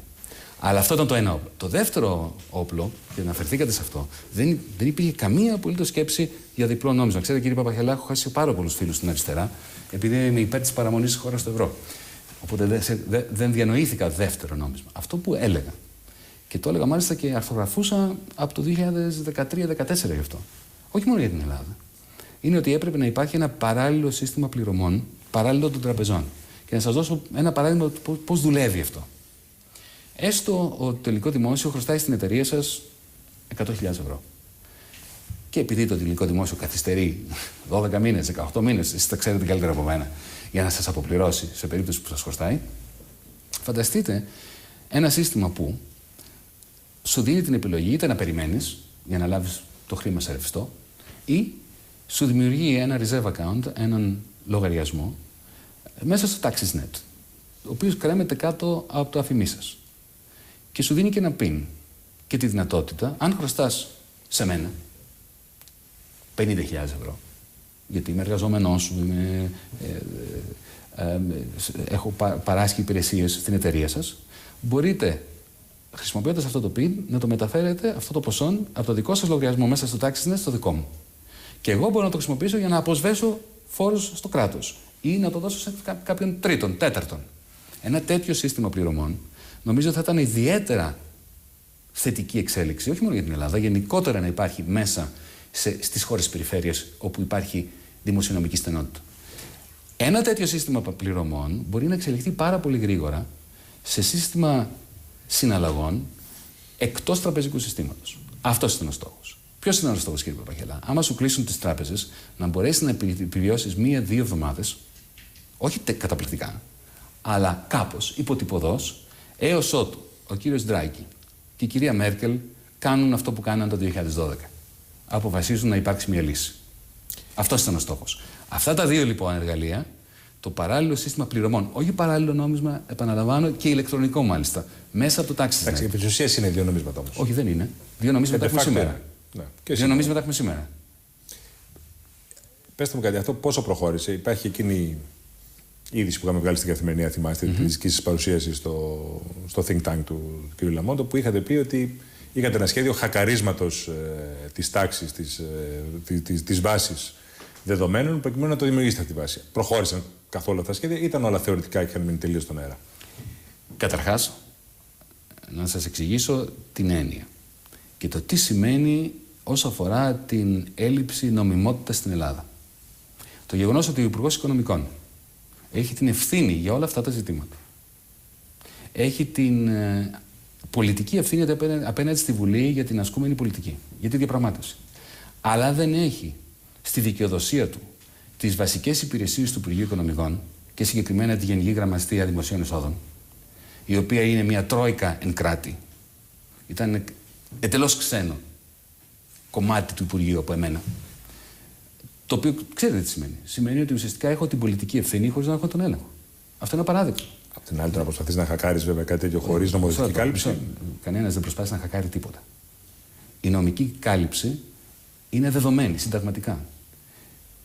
Τα δεδομένα της Γενικής Γραμματείας Δημοσίων Εσόδων και η Γενική Γραμματεία Δημοσίων Εσόδων υπόκειται στον Υπουργό Οικονομικών. Το γεγονός ότι εγώ χρειάστηκε να μιλήσω με κάποιες υπηρεσίες εντός του Υπουργείου, έτσι ώστε να δημιουργήσουμε αυτού του είδους τη δυνατότητα απόσβεσης ληξιπρόθεσμων οφειλών του δημοσίου προς τους πολίτες και των πολιτών προς το δημόσιο, πίσω από την πλάτη της Τρόικας εν κράτη μέσα στο Υπουργείο, καταδεικνύει την προσπάθεια που κάναμε για ουσιαστικά ανάκτηση εθνικής κυριαρχίας. Ήταν απόλυτη ευθύνη μου να το προσπαθήσουμε αυτό. Και το γεγονός ότι έπρεπε να το προσπαθήσουμε καταδεικνύει την απώλεια εθνικής κυριαρχίας πάνω στα Υπουργεία μας. Και αυτό είναι πρόβλημα για οποιαδήποτε κυβέρνηση. Όχι μόνο για τη δική μας, είτε είναι η Νέα Δημοκρατία, είτε είναι οποιοδήποτε άλλο κόμμα. Αυτό αποτελεί ένα ζήτημα που έπρεπε να εξαγριώνει όλους τους Έλληνες. Για να τελειώσουμε το θέμα του Plan X. Πώς έχει προχωρήσει αυτό το σχέδιο και έχει δοθεί ποτέ η εντολή ενεργοποίησής του? Όχι, σε καμία περίπτωση. Σε καμία περίπτωση δεν δόθηκε. Κοιτάξτε, αυτό που είπα στον Πρωθυπουργό. Και προέβλεπε και φάρμακα, τρόφιμα, παραγωγή στην Ελλάδα, τι θα γινόταν με τα πετρέλαια, όλα αυτά. Ναι, υπήρχε ένα κεφάλαιο για όλα αυτά τα μεγάλα ζητήματα, όπως οφείλαμε. Όπως σας είπα και προηγουμένως, ο Υπουργός Εθνικής Άμυνας πρέπει να έχει στα συρτάρια του Υπουργείου έτοιμα σχέδια σε περίπτωση εισβολής.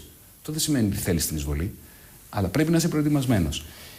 Η εντολή που είχα από τον Πρωθυπουργό ήταν να υπάρξει όσο γίνεται πιο εμπεριστατωμένη μελέτη όλων αυτών των ζητημάτων, χωρίς να ξεφύγει αυτό από τα 5-6 άτομα, γιατί με ρωτήσατε για ενεργοποίηση. Για να υπάρξει ενεργοποίηση πρέπει να πάει από μια ομάδα εργασίας 5-6 ατόμων σε μια ομάδα 500 ατόμων.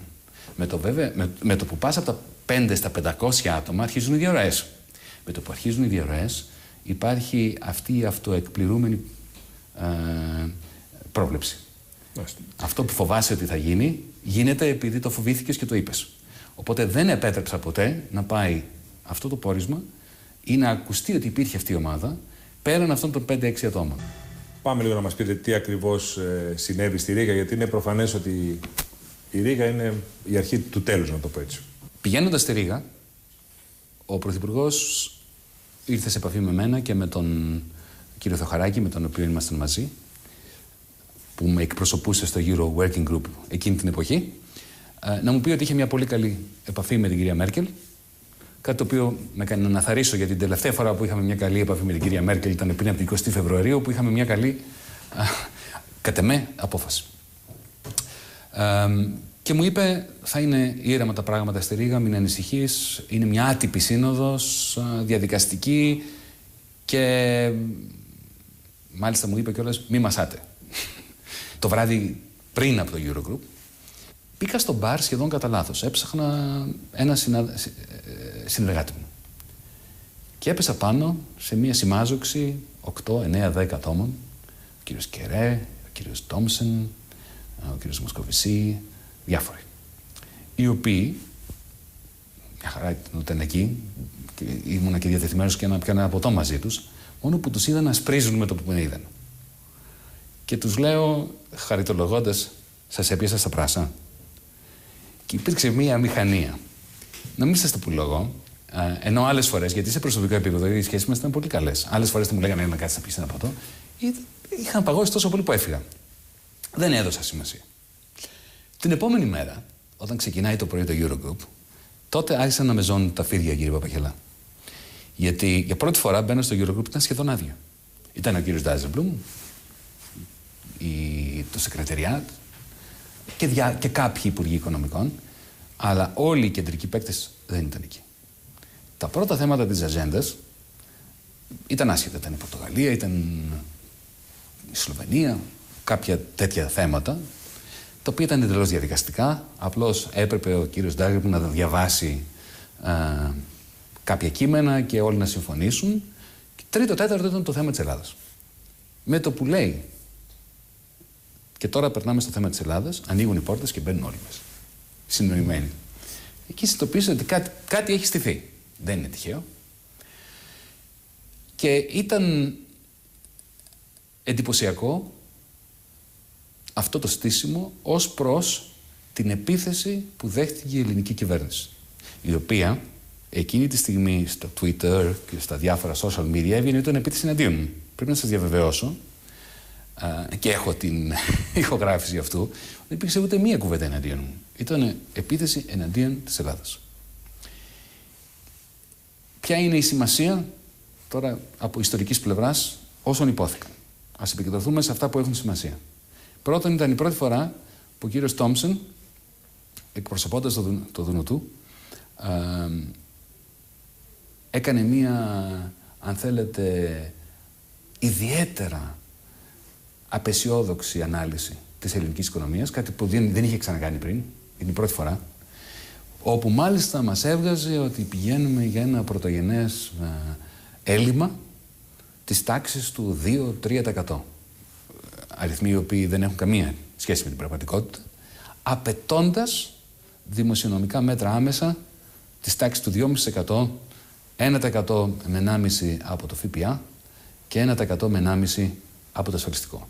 Ήταν, με άλλα λόγια, για τις μέρες που περνάμε τώρα, νομίζω έχει σημασία ότι εκείνη ήταν η στιγμή που μπήκε στην ατζέντα ουσιαστικά η ενδυνάμωση της λιτότητας μέσα από στοιχεία τα οποία κατ' εμέ ελέγχονται ως απαράδεκτα. Αντίστοιχα σκληροί ήταν και οι υπόλοιποι, όχι τόσο ο κύριος Ντράγκη και ο κύριος Μοσκοβισή, αλλά αυτό που είχε ενδιαφέρον ήταν το στήσιμο των υπόλοιπων υπουργών οικονομικών, οι runners του κυρίου Σόιμπλε, οι οποίοι ξεκινώντας με τον Σλοβάκο και τον Σλοβαίνο, οι οποίοι έθεσαν θέμα Brexit. Η απάντησή μου ήταν όσο πιο μετριοπαθής μπορούσε να είναι. Θεώρησα ότι... Ο Γάλλος? Ο Γάλλος αυτή τη στιγμή δεν μπορώ να θυμηθώ. Ίσως επειδή δεν είχε μεγάλη σημασία αυτό που είπε. Δεν θα ήταν η πρώτη φορά άλλωστε. Αλλά νομίζω ότι, κοιτάξτε, ο κύριος Σαπέν ποτέ δεν ήταν ακραίος. Πάντα προσπαθούσε να κρατήσει κάπως τις ισορροπίες χωρίς να παίρνει θέση. Δεν καθάριζε το παιχνίδι. Δεν καθάριζε το παιχνίδι για εσάς? Ποτέ δεν έχει καθαρίσει ο κύριος Σαπέν κανένα παιχνίδι, ούτε για τη Γαλλία. Δεν θα ξεκινήσει με εμάς. Το καλό του να μην είσαι πλέον υπουργός οικονομικών είναι μπορείς να μιλήσεις ανοιχτά. Στη δική μου τοποθέτηση, την οποία κάποια στιγμή θα την καταγράψω, γιατί θεωρώ ότι έχω δικαίωμα να καταγράψω τις δικές μου τοποθετήσεις, όχι των άλλων. Προσπάθησα να επαναθέσω τη συζήτηση στο πλαίσιο του συμβιβασμού και του διαλόγου, ότι είμαι ανοιχτός στο να μιλήσουμε για τα ρετυρέ. Αλλά όχι το ΕΚΑΣ. Δεν πας σε μια σπασμένη οικονομία που έχεις μία στις δύο οικογένειες να ζουν από μία χαμηλή σύνταξη να κόψει το ΕΚΑΣ. Θέλεις αυτή η χώρα να μην γίνει ποτέ μεταρρυθμίσιμη? Στρέψε όλο τον πληθυσμό εναντίον. Και ότι θέλουμε μέσα στις επόμενες 2 εβδομάδες να υπάρξει ένας έντιμος συμβιβασμός μεταξύ μας. Αυτή ήταν η τοποθέτησή μου. Βγαίνοντας, μου έκανε ιδιαίτερη εντύπωση ο συγκροτημένος τρόπος με τον οποίο ό,τι είχε υποθεί εκεί μέσα είχε διαστρεβλωθεί. Ότι είχα κατηγορηθεί, ότι ότι σπαταλούσα το χρόνο, ότι τους έκανα διαλέξεις. Τίποτα από αυτά δεν είχε υποθεί. Αλλά πρέπει να σας πω, κύριε Παπαγελά, ότι 10 μέρες πριν, και είναι κάτι το οποίο δεν το έχω ξαναπεί, στην Ουάσιγκτον, στο πλαίσιο της εαρινής συνόδου του Διεθνούς Νομισματικού Ταμείου, σε μία κατηδίαν συνάντηση με ένα υψηλά ιστάμενο στέλεχος του Υπουργείου Οικονομικών των Ηνωμένων Πολιτειών, μου είχε υποθεί ότι θα προκύψει μέσα στις επόμενες μέρες μια συστηματική και οργανωμένη, ενορχιστρωμένη επίθεση εναντίον της ελληνικής κυβέρνησης, και καθώς έφευγα, μου λέει και θα υπάρξει και μια ενορχιστρωμένη πολιτική διαστρέβλωσης των δικών σου τοποθετήσεων, και μάλιστα χρησιμοποίησε τον όρο character assassination. Δηλαδή δολοφονία της προσωπικότητάς σου. Αυτό το αναφέρω γιατί δεν τον πίστεψα, δεν ήθελα να τον πιστέψω, αλλά θυμήθηκα τα λόγια του όταν βγαίνοντας από τη Ρήγα είδα αυτή την καταιγίδα ψεύδους. Όμως το βασικό είναι ότι ο Πρωθυπουργός ο ίδιος μοιάζει να πείθεται για όλα αυτά και ουσιαστικά σας αφαιρεί τη διαπραγμάτευση. Να το πω με τα δικά μου λόγια. Εκείνο το βράδυ, όταν γύρισα από τη Ρήγα, μάλιστα για την ακρίβεια το επόμενο βράδυ, όταν γύρισα από τη Ρήγα, πήγα κατευθείαν από το αεροδρόμιο του Μαξίμου. Καθίσαμε οι δυο μας και δεν νομίζω ότι θα ενοχληθεί ούτε ο ίδιος να σας αναφέρω τη συνομιλία που είχαμε. Του εξήγησα τι έγινε και του είπα: Αλέξη, μην ξεχνάς ότι εγώ ήρθα από το Τέξας, μπήκα σε αυτή τη διαδικασία για να βοηθήσω την προσπάθεια μιας αυθεντικής διαπραγμάτευσης. Εάν κρίνεις οποιαδήποτε στιγμή ότι δεν βοηθώ και ότι έχω μαζέψει πάνω μου όλα αυτά τα πυρά και ότι θα σε διευκόλυνε η απομάκρυσή μου, θα είμαι ο πρώτος που θα υποστηρίξω την απομάκρυσή μου. Απέρριψε με τα βδελιγμία σε αυτό που το είπα και μάλιστα χρησιμοποίησε και τη μεταφορά του ξυλωμένου πουλόβερ. Γιάννη, μου είπε, αυτή τη στιγμή προσπαθούν να ξυλώσουν το πουλόβερ μας. Πάνε να χτυπήσουν εσένα για να αποδυναμώσουν εμένα. Δεν θα γίνει ποτέ αυτό, συνεχίζουμε. 2-3 μέρες μετά υπήρξε παρέμβαση Ντάιζελμπλουμ, ο οποίος απέτησε με εύσχυμο τρόπο, νομίζω, όχι τόσο την απομάκρυσή μου, αλλά το να αναλάβει ο Πρωθυπουργός τη διαπραγμάτευση ο ίδιος. Κύριε Παπαχελά, από εκείνη τη στιγμή και μετά, η δική μου στάση ήταν η στάση ενός υπουργού, ο οποίος παραμένει για να βοηθήσει όσο μπορεί, εισηγείται. Γιατί δεν παραιτηθήκατε τότε, που ήταν το λογικό για κάποιον να το κάνει? Να σας πω, η στιγμή που σκέφτηκα να παραιτηθώ, δεν ήταν τότε, εκείνη τη μέρα. Εκείνη ήταν μια εξαιρετική συνομιλία με τον Πρωθυπουργό. Όχι, εννοώ μετά, όταν σας αφαίρεσε τη διαπραγμάτευση ουσιαστικά. Δεν ήταν τόσο πολύ το θέμα της αφαίρεσης της διαπραγμάτευσης. Είμαι συλλογικός παίκτης. Εάν μπορούσα να βοηθήσω. Όμως ότι σε αυτό το περίφημο πολεμικό συμβούλιο των 7 χάνετε πλέον τους συμμάχους σας? Προφανώς. Δεν ήταν θέμα συμμάχων τόσο πολύ. Ήταν μια στιγμή εκείνη που με έκανε να συγγράψω την πρώτη επιστολή παραίτησής μου, την οποία δεν την κατέθεσα. Θα σας πω γιατί την συνέγραψα και γιατί δεν την κατέθεσα. Την συνέγραψα επειδή κάποια στιγμή συνειδητοποίησα ότι ο Πρωθυπουργός είχε αποδεχθεί το στόχο του πρωτογενούς πλεονάσματος του 3,5% για την επόμενη δεκαετία. Κάτι το οποίο θεωρώ ότι είναι μακροοικονομικά αδύνατον, οδηγεί σε νέα αναξιοπιστία τη χώρα, γιατί δεν θα καταφέρουμε να τον πετύχουμε αυτό το στόχο, και αν προσπαθήσουμε να τον πετύχουμε θα συμφλίψουμε τον ιδιωτικό τομέα. Αυτό είναι το σκεπτικό. Ήταν το όλο σκεπτικό της αυθεντικής διαπραγμάτευσης. Διαπραγμάτευση για την αναδιάρθρωση χρέους, έτσι ώστε να έχουμε 1-1,5%. Τόσο αντέχει η ελληνική οικονομία. Δεν μπορεί να αντέξει ένα στόχο 3,5%. Μόνο και μόνο η ανακοίνωσή του είναι καταστροφική, γιατί διώχνει τους επενδυτές. Και όταν το έμαθα ότι αυτό δόθηκε πίσω από την πλάτη μου, έθεσα το ερώτημα στον Πρωθυπουργό. Του λέω: Αλέξη, φαντάζομαι ότι ο λόγος που δεν με ρώτησες είναι επειδή ήξερες ότι θα πω όχι. Μου λέει: προφανώς.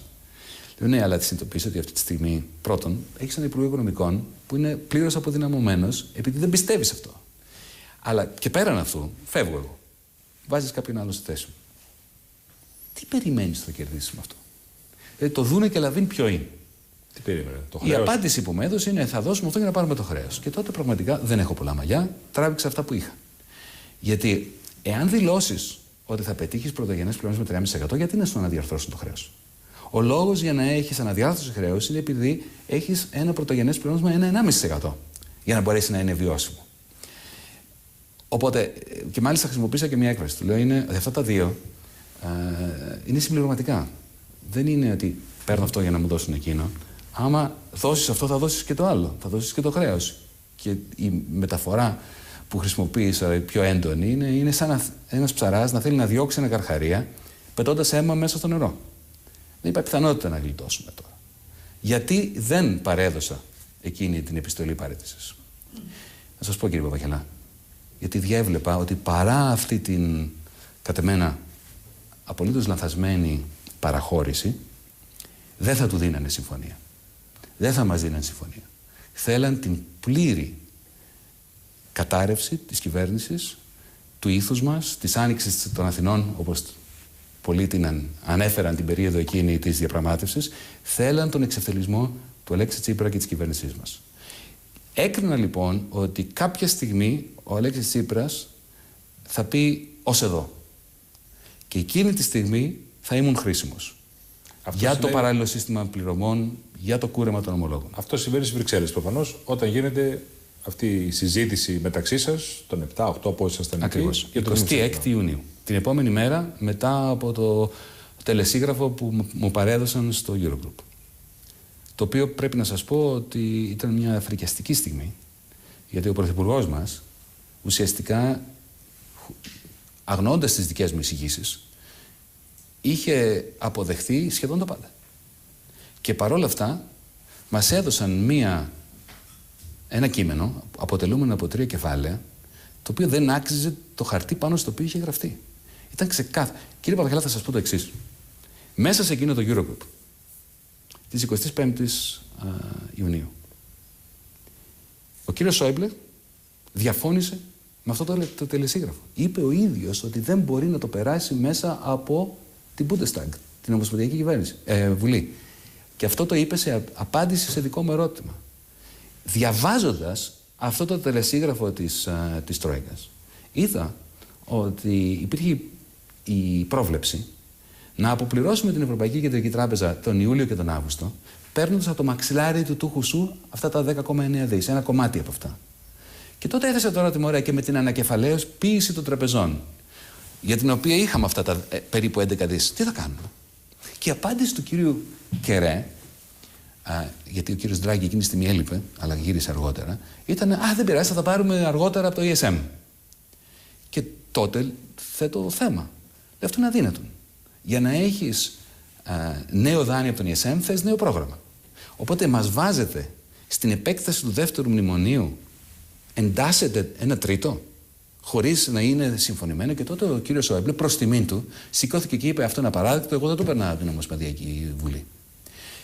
Θέτω το ερώτημα τότε στην κυρία Λαγκάρντ. Κυρία Λαγκάρντ, εσείς πιστεύετε ότι αυτό είναι βιώσιμο? Προσπάθησε στην αρχή να αμβλύνει τις εντυπώσεις, αλλά αναγκάστηκε στο τέλος να πει: όχι, δεν είναι. Και τότε ο κύριος Ντάιζελμπλουμ τη διακόπτει και μου θέτει εμένα θέμα: ή το αποδέχεσαι τώρα ή κλείνουν οι τραπεζές σου. Εκεί είχαμε φτάσει. Εκεί είχε φτάσει η Ευρώπη. Ήταν ένα θλιβερότατο θέμα της Ευρώπης εκείνη τη στιγμή, στο εκείνο το Eurogroup. Την επόμενη μέρα, ο κύριος Τσίπρας μας μάζεψε στις 9 το πρωί, σε ένα conference room, στο ξενοδοχείο που μέναμε, να μας ανακοινώσει ότι αυτό δεν πάει άλλο και ότι θα πρέπει να θα γυρίσει στην Αθήνα να προκηρύξει δημοψήφισμα. Εμένα αυτό που μου έχουν πει είναι ότι δεν σας το ανακοίνωσε εκείνη τη στιγμή, ότι ζήτησε τη γνώμη σας. Όχι, το ανακοίνωσε. Ότι υπήρχαν κάποιες αντιδράσεις από τον κύριο Σαγιά και από άλλους που δεν θέλουν το δημοψήφισμα. Όχι, δεν υπήρξε καμία αντίδραση από κανέναν. Και σας είπε καθαρά ότι πάει για δημοψήφισμα. Βεβαίως. Και μάλιστα έδωσε εντολή να μείνουμε στις Βρυξέλλες εγώ και ο κύριος Χουλιαράκης. Εντολή να μην υπάρξει καμία συζήτηση με κανέναν από αυτού, έως ότου να κάνει κυβερνητικό συμβούλιο εκείνο το βράδυ, όπου ήταν ξεκάθαρο ότι θα έκανε αυτό. Δεν υπάρχει καμία αμφιβολία γι' αυτό. Όποιος σας έχει πει κάτι αντίθετο, δεν είναι καλά πληροφορημένος ή ψεύδεται.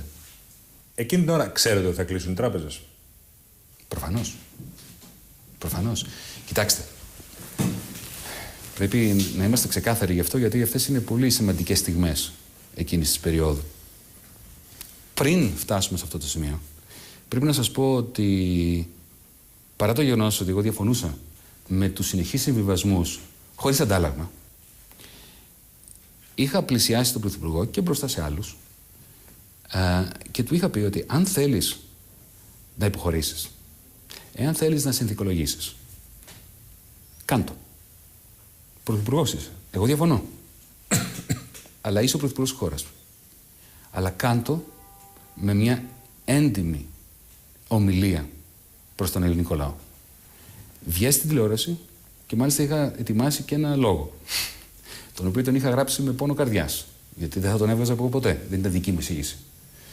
Ποιος ήταν ο στόχος? Μια έντιμη τοποθέτηση απέναντι στον ελληνικό λαό ότι χάσαμε τη μάχη αυτή, ότι υποχωρούμε και ότι από αύριο ξεκινάμε μια πανευρωπαϊκή καμπάνια διαφωτισμού των Ευρωπαίων για την κατάσταση στην οποία έχει περιέλθει η Ευρωζώνη και το σύστημα διακυβέρνησης της. Και του είχα πει: Αλέξη, δεν πρέπει να σύρουμε τον ελληνικό λαό σε ένα δημοψήφισμα, αυτά πριν, μέρες πριν, να μην σας πω και μια εβδομάδα πριν, να μην κάνουμε δημοψήφισμα, γιατί το έβλεπα ότι εκεί πηγαίνει το πράγμα, εάν δεν είμαστε διατεθειμένοι, σε περίπτωση που ο ελληνικός λαός τιμήσει το όχι, να το πάρουμε αυτό το όχι και να προσπαθήσουμε να το μετατρέψουμε σε μια έντιμη συμφωνία. Να πάμε στο δημοψήφισμα ζητώντας το όχι για να πούμε το ναι, θα είναι ένα τεράστιο πλήγμα για την αριστερά. Και η απάντηση ήταν: δεν μπορώ να πω ότι συνθηκολογώ. Οπότε προχωρήσαμε στο δημοψήφισμα. Ήλπιζα ότι όταν προκηρύχθηκε το δημοψήφισμα θα είμαστε ξεκάθαροι απέναντι στον ελληνικό λαό. Τώρα, εσείς περιμένατε ότι μόλις προκηρυχθεί το δημοψήφισμα, από ό,τι καταλαβαίνω, πρώτον οι αγορές θα ήταν σε ένα πανικό, το οποίο δεν συνέβη όπως ξέρουμε εκείνη τη Δευτέρα. Και δεύτερον, ότι θα σας ερχόταν μια καλύτερη συμφωνία μέσα εκείνη τη εβδομάδα. Αυτή δεν ήταν η προσδοκία? Η προσδοκία μου ήταν ότι.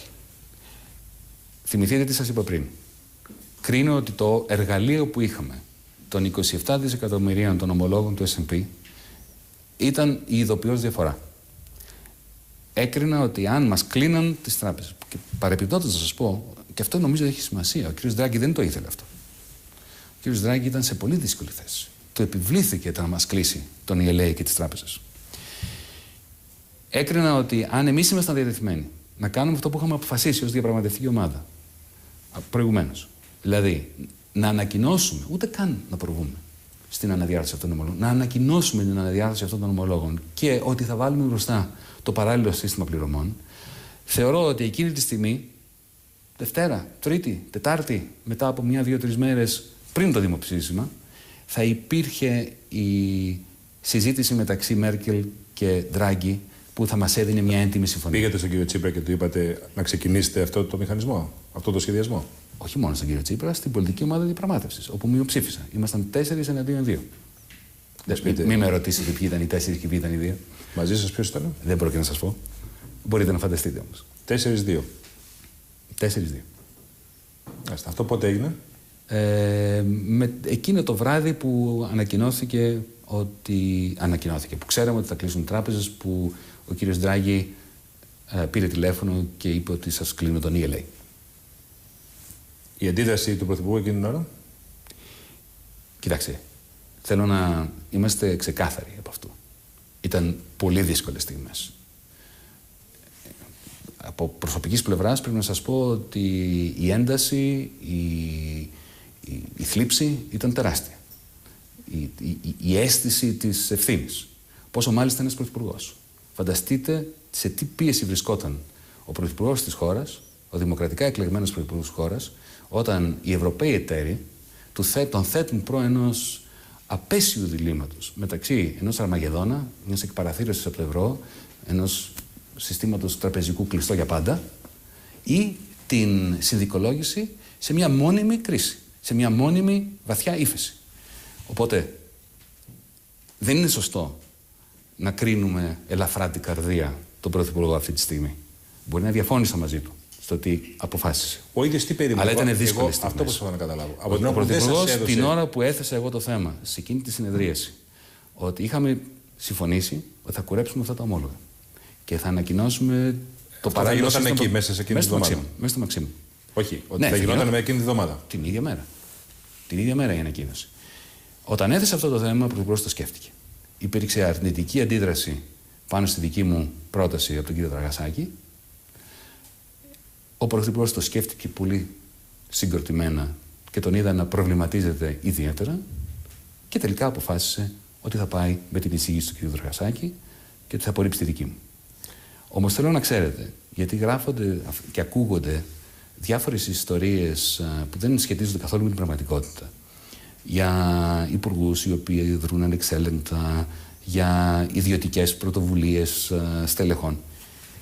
Όλες αυτές τις μέρες, από τον Ιανουάριο μέχρι και τον Ιούλιο, τουλάχιστον που ήμουν εγώ στα πράγματα, η διαδικασία ήταν συντεταγμένη, η διαδικασία ήταν συγκροτημένη, βρισκόμασταν κάθε μέρα στο Μαξίμου, όταν βρισκόμασταν στην Ελλάδα, υπήρχαν εισηγήσεις, κάποιες θετικές, κάποιες αρνητικές, κάποιες φορές η δική μου γινόταν αποδεκτή, κάποιες φορές δεν γινόταν, αλλά η απόφαση ήταν συλλογική, υπήρχε συλλογική ευθύνη και τελικά ήταν απόφαση του Πρωθυπουργού. Για όλα τα ζητήματα, από την αρχή μέχρι και την 5η Ιουλίου που ήμουν εγώ σε αυτές τις συνεδριάσεις. Η αίσθηση σας ήταν ότι ήθελε να κερδίσει το δημοψήφισμα με μεγάλη διαφορά, με μικρή διαφορά, ή δεν τον ενδιαφέρε? Δεν πρόκειται να προβώ σε αισθήσεις, σε αξιολόγηση του τι μπορεί να ήθελε κάποιος άλλος. Οι εξελίξεις των τελευταίων εβδομάδων, μηνών, του τελευταίου χρόνου, με έχουν καταστήσει ιδιαίτερα επικριτικό απέναντι στην ικανότητά μου να κρίνω τι σκεφτόταν κάποιος. Δεν έχει καμία απολύτως σημασία. Είχαμε πάρει μια απόφαση ότι θα προτείνουμε στον ελληνικό λαό το όχι. Ο ελληνικός λαός εμένα με εξέπληξε. Εγώ πρέπει να σας πω ότι μέχρι και την Κυριακή περίμενα θα κερδίσει το ναι. Είναι απίστευτος αυτός ο λαός. Έχεις κλειστές τράπεζες, ένα ολόκληρο κατεστημένο, μια σιδηρόφραχτη τρόικα να σε απειλεί με Αρμαγεδόνα. Έχεις τα μέσα μαζικής ενημέρωσης να δημιουργούν μια κατάσταση εμφυλιοπολεμική, που ουσιαστικά να λένε στον Έλληνα πολίτη ότι αν τολμήσει να ψηφίσει όχι, δεν θα ξημερώσει η επόμενη μέρα. Και ο ελληνικός λαός ψήφισε 62%. Τι ουσιαστικά? Να επανακτήσουμε έλεγχο σε μια διαδικασία η οποία 5-6 χρόνια τώρα συρρυκνώνει την Ελλάδα. Πάμε να δούμε αυτό το περίφημο κλιπάκι που είχε τραβήξει ο Πολ Μέισον εκείνο το βράδυ της Κυριακής, όταν μαθαίνει το αποτέλεσμα του δημοψηφίσματος.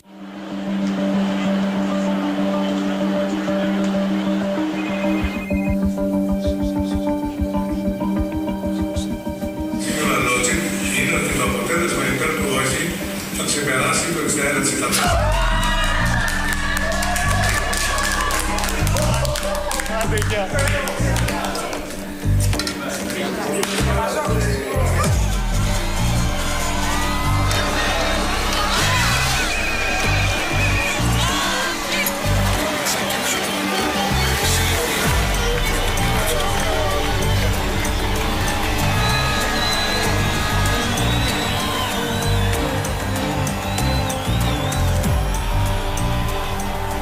The Greek people have allowed us to return to the table with immense bargaining power and a sense of pride in them.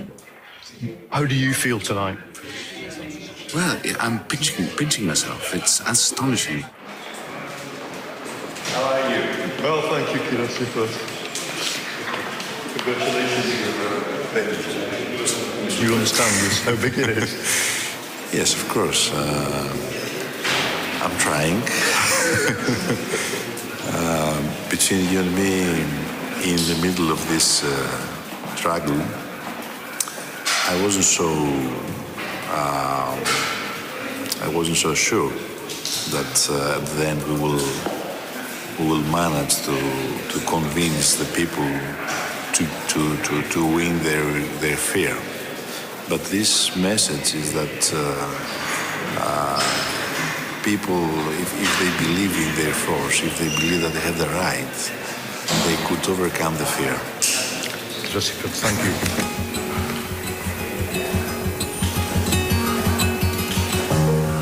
The people have told Tsipras they want him to lead a fight.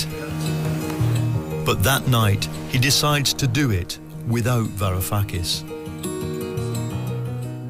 Πέστε μας την εικόνα που αντικρίζετε εσείς μπαίνοντας εκείνο το βράδυ στο Μαξίμου, γιατί έχει μια ιστορική σημασία. Με τη Δανάη, τη σύζυγό μου, ήμασταν στους δρόμους με τον κόσμο. Νιώθαμε αυτή την απίστευτη δυναμική που είχαμε νιώσει και την προηγούμενη Παρασκευή με τη συγκέντρωση που εμένα με εξέπληξε όσο αφορά τον παλμό της. Πρέπει να σας πω ότι όλες αυτές οι στεναχώριες, όλες οι στιγμές τεράστιου στρες εξαφανίστηκαν για 1-2 ώρες. Βρισκόμουν σε μια κατάσταση όπου ένιωθα ότι κάτι πολύ μεγαλύτερο από εμάς ως άτομα συνέβαινε, κάτι πολύ σημαντικό για την Ευρώπη ολόκληρη. Ένας λαός είπε όχι στον ανορθολογισμό, γιατί εκείνο το τελεσίγραφο που μας έδωσαν την 25η Ιουνίου θα μείνει στην ιστορία της Ευρώπης ως ένα στίγμα. Όταν μπήκα στο Μαξίμου, από την πρώτη στιγμή, πριν δω καν κανέναν, πριν συνειδητοποιήσω ότι είχα δει κάποιον, ένιωσα μια ηλεκτρισμένη αρνητικά ατμόσφαιρα. Όχι απέναντί μου μόνο, και απέναντί μου, αλλά γενικότερα. η αναντιστοιχία μεταξύ του κλίματος εφορίας στους δρόμους με το κλίμα εδώ στο Μαξίμου. Δηλαδή υπήρχε φόβος, ανησυχία? Δεν μπορώ να σας πω ακριβώς. Είναι ένα συναίσθημα το οποίο το ένιωσα. Ένιωσα σαν να μπήκα σε μια ηλεκτρισμένη ατμόσφαιρα, σε μια δυσάρεστη ατμόσφαιρα. Όταν αργότερα, κάποια λεπτά της ώρας αργότερα, είδα τον Πρωθυπουργό στο γραφείο, ήμασταν οι δυο μας και τον είδα σε μια συναισθηματική κατάσταση, μια ψυχολογική κατάσταση που ήταν εντελώς αναντίστοιχη με αυτά που συνέβαιναν έξω, με τον τρόπο που ένιωθα. Μου εκδήλωσε την απόφασή του ουσιαστικά της συνθηκολόγησης, της αποδοχής αυτών που θα μας έδιναν, παίρνοντας αυτό το 60% και λέγοντας ωραία, ελάτε τώρα, πείτε μας τι να κάνουμε. Αυτό σας το είπε τόσο καθαρά? Δεν θα σας πω ακριβώς τα λόγια που χρησιμοποίησε και δεν υπάρχει λόγος. Σημασία είναι ότι μου μετέφερε ξεκάθαρα την πρόθεσή του την επόμενη μέρα να υπάρξει ένα Συμβούλιο Πολιτικών Αρχηγών με στόχο τη συνένεση για να μετατραπεί η δυναμική του δημοψηφίσματος σε μια συμφωνία που ουσιαστικά είναι μια συνθηκολόγηση άνευ όρων στην Τρόικα. Καταλάβατε, σας είπε, αντιληφθήκατε εάν είχε μιλήσει με τον πρόεδρο Λαντ, με κάποιον στην Ουάσιγκτον, ο οποίος τον τρόμαξε για τον πρόεδρο? Είχαμε μια μακρά συζήτηση. Θα μου επιτρέψετε να μην αποκαλύψω ακριβώς τι είπαμε. Υπήρχε μια αίσθηση σε μένα ότι ήθελε να με πείσει ότι δεν υπάρχει εναλλακτική, ότι μας έχουν εγκαταλείψει και σύντροφοί μας εντός της κυβέρνησης, οι οποίοι θέλουν μια οικουμενική κυβέρνηση, η οποία να μετατρέψει το όχι σε ναι, ουσιαστικά. Υπήρξε μια αίσθηση φόβου, υπήρξε μια αίσθηση παράδοσης. Μου ζήτησε να παραμείνω στην κυβέρνηση, σε κάποιο άλλο πόστο, γιατί γνώριζε ότι... Αυτά γίνανε πιο αργά αυτή η συζήτηση που λέτε, έτσι? Ή μόλις μπήκατε στην ομάδα? Εκείνη τη στιγμή. Αργά. Δεν θυμάμαι ακριβώς την ώρα, αλλά μεταξύ 1, 2 και 3 το πρωί. Του είπα ότι, Αλέξη, γνωρίζεις πολύ καλά ότι δεν με ενδιαφέρει να είμαι υπουργός. Εντάχθηκα για να αλλάξουμε την ρότα αυτού του καραβιού. Το να παραμείνω εγώ σε αυτό το καράβι πηγαίνοντας για τα βράχια μόνο και μόνο για να είμαι στα πράγματα δεν με ενδιαφέρει. Δεν με ενδιαφέρει να είμαι υπουργός. Θα σε διευκολύνω παρετούμενος και ελπίζω ότι μέσα στις επόμενες ώρες και μέρες θα υπάρξει μία προσπάθεια να χρησιμοποιήσουμε αυτό το 62% για να επιτευχθεί η σταθεροποίηση, κύριε Παπαχελά. Αυτό είναι το βασικό. Με αυτό το οποίο έχουμε υπογράψει και αυτό το οποίο εφαρμόζουμε τώρα, στο ασφαλιστικό που εφαρμόσαμε στο ΦΠΑ, αν είναι δυνατόν να ανεβάζεις αγαθά και υπηρεσίες στο 23%. Είναι ένα σύστημα εξισώσεων το οποίο δεν λύνεται μέσα στις παραμέτρους αυτού του τρίτου μνημονίου. Είναι ο λόγος που δεν το υπέγραψα και ο λόγος που παραιτήθηκα. Φεύγοντας από εκεί, τι νιώθατε? Δύσκολο να σας πω. Ήταν τόσο ανάμεικτα τα συναισθήματα. Ένιωθα να σας πω τι ένιωθα. Ένιωθα την αγωνία ότι ήμουν πάρα πολύ κουρασμένος, πολύ σκοτισμένος και έπρεπε να γυρίσω εδώ. Να συγγράψω την επιστολή παραίτησής μου με έναν τρόπο που να συνδυάζει τη συντροφικότητα απέναντι στον Πρωθυπουργό, αλλά και ταυτόχρονα να διαχωρίζω τη θέση μου. Δεν είναι εύκολο πράγμα αυτό. Να εκφράσεις ταυτόχρονα τη συντροφικότητα σε κάποιον με το οποίο μόλις διαφώνησες έντονα, χωρίς να τον υπονομεύεις. Στο δικό σου μυαλό λύγησε, φοβήθηκε, ήταν θύμα μιας ιστορίας? Θέλω να σας πω, επειδή αρνούμε να μπω στο μυαλό του άλλου και να ερμηνεύω τις σκέψεις του άλλου, θα σας πω κάτι που μου είπε ο ίδιος. Στο κείμενο, ή αν θέλετε αυτή η αναφορά, αφορούσε ένα μεγάλο ψάρι, κάτι σαν ένα ξυφία, που έχει δαγκώσει το εκίστρι, αλλά είναι πολύ δυνατό για να το τραβήξει ο ψαράς έξω. Του τραβάνε το σκοινί, την πετονιά, τον αφήνουν, του τραβάνε την πετονιά, τον αφήνουν μέχρι να κουραστεί αρκετά, έτσι ώστε κάποια στιγμή να τον τραβήξουν. Αυτή η μεταφορά, η παραβολή, μου αναφέρθηκε από τον ίδιο. Ο Τσίπρας είναι το ψάρι σε αυτή την παραβολή, ποτέ. Τώρα, εδώ έγινε μια μεγάλη ζημιά στην ελληνική οικονομία και από τα capital controls και από όλη αυτή την αναστάτωση. Και τελικά βρεθήκαμε σε μια απίστευτη κατάσταση όπου ούτε δοκιμάστηκε η θεωρία παιγνίων, να το πω έτσι, και υπήρξε ένα συμβασμός που δεν ήταν πολύ διαφορετικός από αυτός που θα υπήρχε το Φεβρουάριο ή το Μάρτιο. Εσείς προσωπικά νιώθετε μια ευθύνη γι' αυτό? Τεράστια ευθύνη. Βεβαίως, απέτυχα. Στόχος μου ήταν να αναλάβω τη διαπραγμάτευση έτσι ώστε να υπάρξει μια έντιμη συμφωνία, σταθεροποίηση της ελληνικής κοινωνίας, ώστε να μπορούμε μετά να έχουμε διαφωνίες μεταξύ μας για το αν θα πρέπει να φορολογείται η εργασία, το κεφάλαιο κτλ. Γιατί έτσι όπως είμαστε τώρα δεν υπάρχει καν περιθώριο διαφωνίας μεταξύ φιλελεύθερων, αριστερών, μαρξιστών κτλ. Αυτό το πράγμα που λέγεται ελληνική κοινωνική οικονομία από το 2010 μετά δεν είναι βιώσιμο. Η ευθύνη είναι μεγάλη. Θα έκανα αρκετά πράγματα διαφορετικά. Αυτό που δεν θα έκανα διαφορετικό είναι η αποφασιστικότητα με την οποία πίστευα ότι έπρεπε να έχουμε μία σταθερή γραμμή στην οποία να μην βάζουμε οποιαδήποτε αμφισβήτηση για το θέμα της διαπραγμάτευσης του χρέους, της αναδιάρθρωσης του χρέους στη βάση αυτών των swaps που είχαμε προτείνει, του χαμηλού πρωτογενούς πλεονάσματος, κάποιων βασικών κοινωνικών παραμέτρων προστασίας κοινωνικών ομάδων και μετά σε όλα τα άλλα έπρεπε να είμαστε απολύτως ελαστικοί.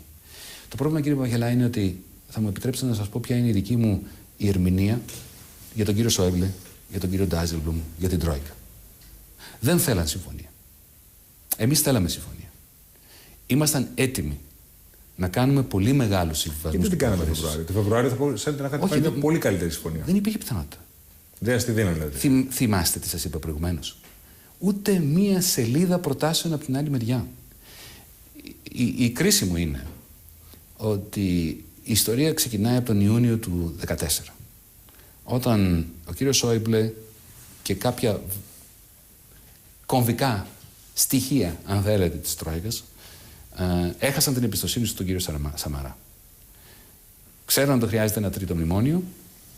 Δεν εμπιστευόντουσαν μετά τις ευρωεκλογές ιδίως, παρά το δώρο της δίθεν εξόδου στις αγορές του Απριλίου, είδαν ότι η Νέα Δημοκρατία δεν τράβαγε και αποφάσισαν να διακινδυνεύσουν με μια ανατροπή του κ. Σαμαρά ή να αφήσουν τον κ. Σαμαρά στην τύχη του, έτσι ώστε να εκλεγούμε εμείς και να γίνει αυτό που έγινε, να περάσει το τρίτο μνημόνιο με 250 ψήφους. Υπήρχε σχέδιο. Αυτή, προφανώς, και δεν είναι καμία συνωμοσία. Είναι απλό, αν σκεφτείτε το από τη μεριά της Τρόικας, έχει μια λογική. Βλέπεις ότι είχαν κουραστεί να περνάνε τα μνημόνια με 2-3 ψήφους. Και την αγωνία αν θα περάσει το επόμενο μνημονιακό μέτρο ή όχι. Είχαν συνειδητοποιήσει ότι η κυβέρνηση Σαμαρά δεν έχει άλλα ψωμιά και ότι η δυναμική δική μας του ΣΥΡΙΖΑ ήταν πολύ μεγάλη. Προφανώς σκέφτηκαν ότι εάν καταφέρουν να μας οδηγήσουν εμάς στη συνθηκολόγηση, έχοντας το μαξιλάρι της αξιωματικής αντιπολίτευσης, ότι αυτός ήταν ένας τρόπος να επεκτείνουν την ελληνική κρίση.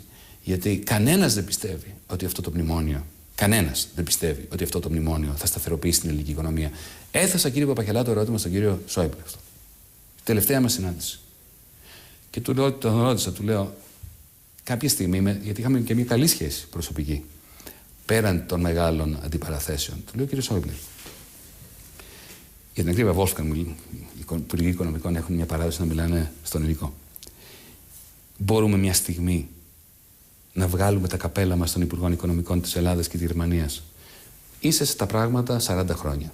Εγώ είμαι υπουργός, βουλευτής 6 μήνες. Θέλω να σου ζητήσω μια προσωπική χάρη. Να μου μιλήσεις αυτής, να μου δώσεις συμβουλή.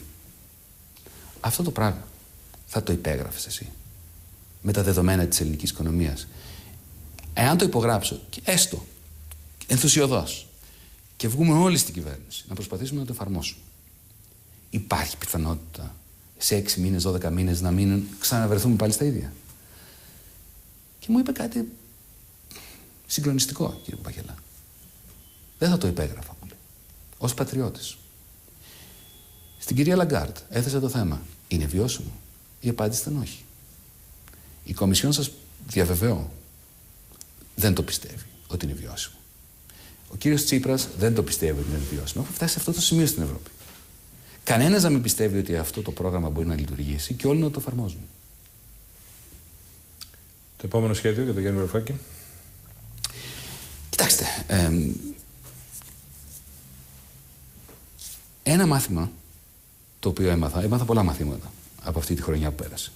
Αλλά ένα μάθημα το οποίο νομίζω είναι κοινός νους πια για όλους μας, ανεξαρτήτως από το αν συμφωνούμε ή διαφωνούμε, είναι ότι Το ελληνικό πρόβλημα δεν θα λυθεί μέσα από τις διαπραγματεύσεις της κυβέρνησης, όποιας κυβέρνησης, και εμένα να με κάνετε πρωθυπουργό, το Θεό τον ίδιο να κάνετε πρωθυπουργό και της Τρόικας. Παράλληλα, το πρόβλημα της Γαλλίας δεν θα λυθεί στο πλαίσιο των συνομιλιών που εγώ τουλάχιστον αντίκρισα και άκουσα στο πλαίσιο του Eurogroup. Έχουμε μια ευρωπαϊκή κρίση η οποία αποδομεί την Ευρώπη. Οπότε ξεκινάμε 9 Φεβρουαρίου, κάποιοι εθεροβάμενες, μια ουτοπική προσπάθεια δημιουργίας ενός τέτοιου κινήματος πανευρωπαϊκού. Θα είναι κόμμα, θα είναι κίνημα. Κίνημα, movement, ένα κίνημα. Όπου υπάρχουν άλλοι Έλληνες. Προς το παρόν όχι. Ο στόχος είναι να δημιουργηθεί αν θέλετε, αυτό το κάλεσμα που θα ξεκινήσει και συμβολικά από το Βερολίνο την 9η Φεβρουαρίου με ένα απλό σλόγγαν. Ο εκδημοκρατισμός της Ευρωπαϊκής Ένωσης. Η Ευρωπαϊκή Ένωση, ξέρετε, δεν έχει δημοκρατικό έλλειμμα. Απλά δεν έχει δημοκρατία. Αυτά που σας περιέγραψα που γινόταν στο Eurogroup δεν συνάδουν καν με την λέξη, όχι με την έννοια της δημοκρατίας. Και στην Ελλάδα θα συνεργαστείτε με κάποιον, τη ΛΑΕ ή κάποιον άλλον? Δεν υπάρχει καμία απολύτως πρόβλεψη. Ξέρετε, μια κριτική που υπάρχει είναι ότι κάποια στιγμή είδατε τον εαυτό σας σαν ένα rock star της αριστεράς ή της διαμαρτυρίας, να το πω έτσι, στην Ευρώπη. Και ότι χρησιμοποιήσατε όλη αυτή την έκθεση στα media, τη μεγάλη δημοσιότητα και το καθεξής, όχι τόσο για να κάνετε καλό σαν Υπουργός Οικονομικών, αλλά για να έχετε μια καριέρα σε αυτό. Είτε γράφετε βιβλία, είτε με διαλέξεις, είτε με αυτό το κίνημα που λέτε. Πώς απαντάτε σε αυτό? Δεν με αφορά αυτή η κριτική. Γιατί πραγματικά δεν κάνω τίποτα διαφορετικό από αυτό που έκανα όλα τα προηγούμενα χρόνια. Όταν είχα βγει για πρώτη φορά στην εκπομπή σας, έλεγα τα ίδια πράγματα. Ακριβώς το ίδιο κάνω και τώρα. Και ξέρετε, κύριε Παπακελά, όποιος επικεντρώνεται στο αν οδηγώ τη μηχανή μου για να πάω στο Υπουργείο ή στο τι που κάμισο φοράω, ουσιαστικά επιβεβαιώνει ότι δεν έχει βρει κάποια ουσιαστική, σκληρή κριτική απέναντι στην ανάλυση που κάνω και απέναντι στις πολιτικές που θα ήθελα να δω να εφαρμόζονται. Έχετε σκεφτεί πως δεν κάνετε γι' αυτό το σκληρό παιχνίδι της πολιτικής και της εφαρμοσμένης πολιτικής? Προφανώς και δεν κάνω. Και δεν νομίζω ότι κανένας κάνει. Αυτό το παιχνίδι το οποίο έζησα στο Eurogroup δεν έπρεπε να το υποστεί κανένας άνθρωπος. Κανένας πολίτης μιας πολιτισμένης Ευρώπης. Κοιτάξτε, κύριε Παπακελά, όταν ήμουν στα πανεπιστήμια, μέχρι πολύ πρόσφατα, πίστευα ότι κανένας καθηγητής δεν θα έπρεπε να θέλει να είναι πρόεδρος του τμήματος. Γιατί για να είσαι καθηγητής, έχεις περάσει τόσο χρόνο να διαβάζεις, να γράφεις. Γιατί θέλεις να διαβάσεις και να γράψεις. Κάποιος πρέπει να είναι πρόεδρος του τμήματος. Το κάνεις ως συνεισφορά. Το κάνεις ως, αν θέλετε, θυσία. Δεν πρέπει να είναι κάτι που να θέλεις να κάνεις. Οπότε πάντα έλεγα στα πανεπιστήμια ότι όποιος θέλει να είναι πρόεδρος ή κοσμήτορας πρέπει να απαγορεύεται να είναι καθηγητής. Το ίδιο ισχύει και για την πολιτική, κατά μένα. Δεν θα έπρεπε κανένας να θέλει να κάνει αυτή τη δουλειά. Αλλά κάποιες στιγμές σε καλεί το καθήκον και προσπαθείς να κάνεις μια διαφορά. Όταν την 5η Ιουλίου το βράδυ συνειδητοποίησα ότι δεν μπορούσα να προσφέρω αυτό που μπορούσα να προσφέρω ή που θεωρούσα ότι μπορούσα να προσφέρω, παραιτήθηκα. Και κάτι τελευταίο, αν μιλάγατε τώρα με τον Αλέξη Τσίπρα, τι θα του λέγατε? Δεν ξέρω να σας πω. Αυτό που με χαροποιεί όμως είναι ότι με τον Αλέξη δεν είχαμε ούτε μία κακή στιγμή οι δυο μας.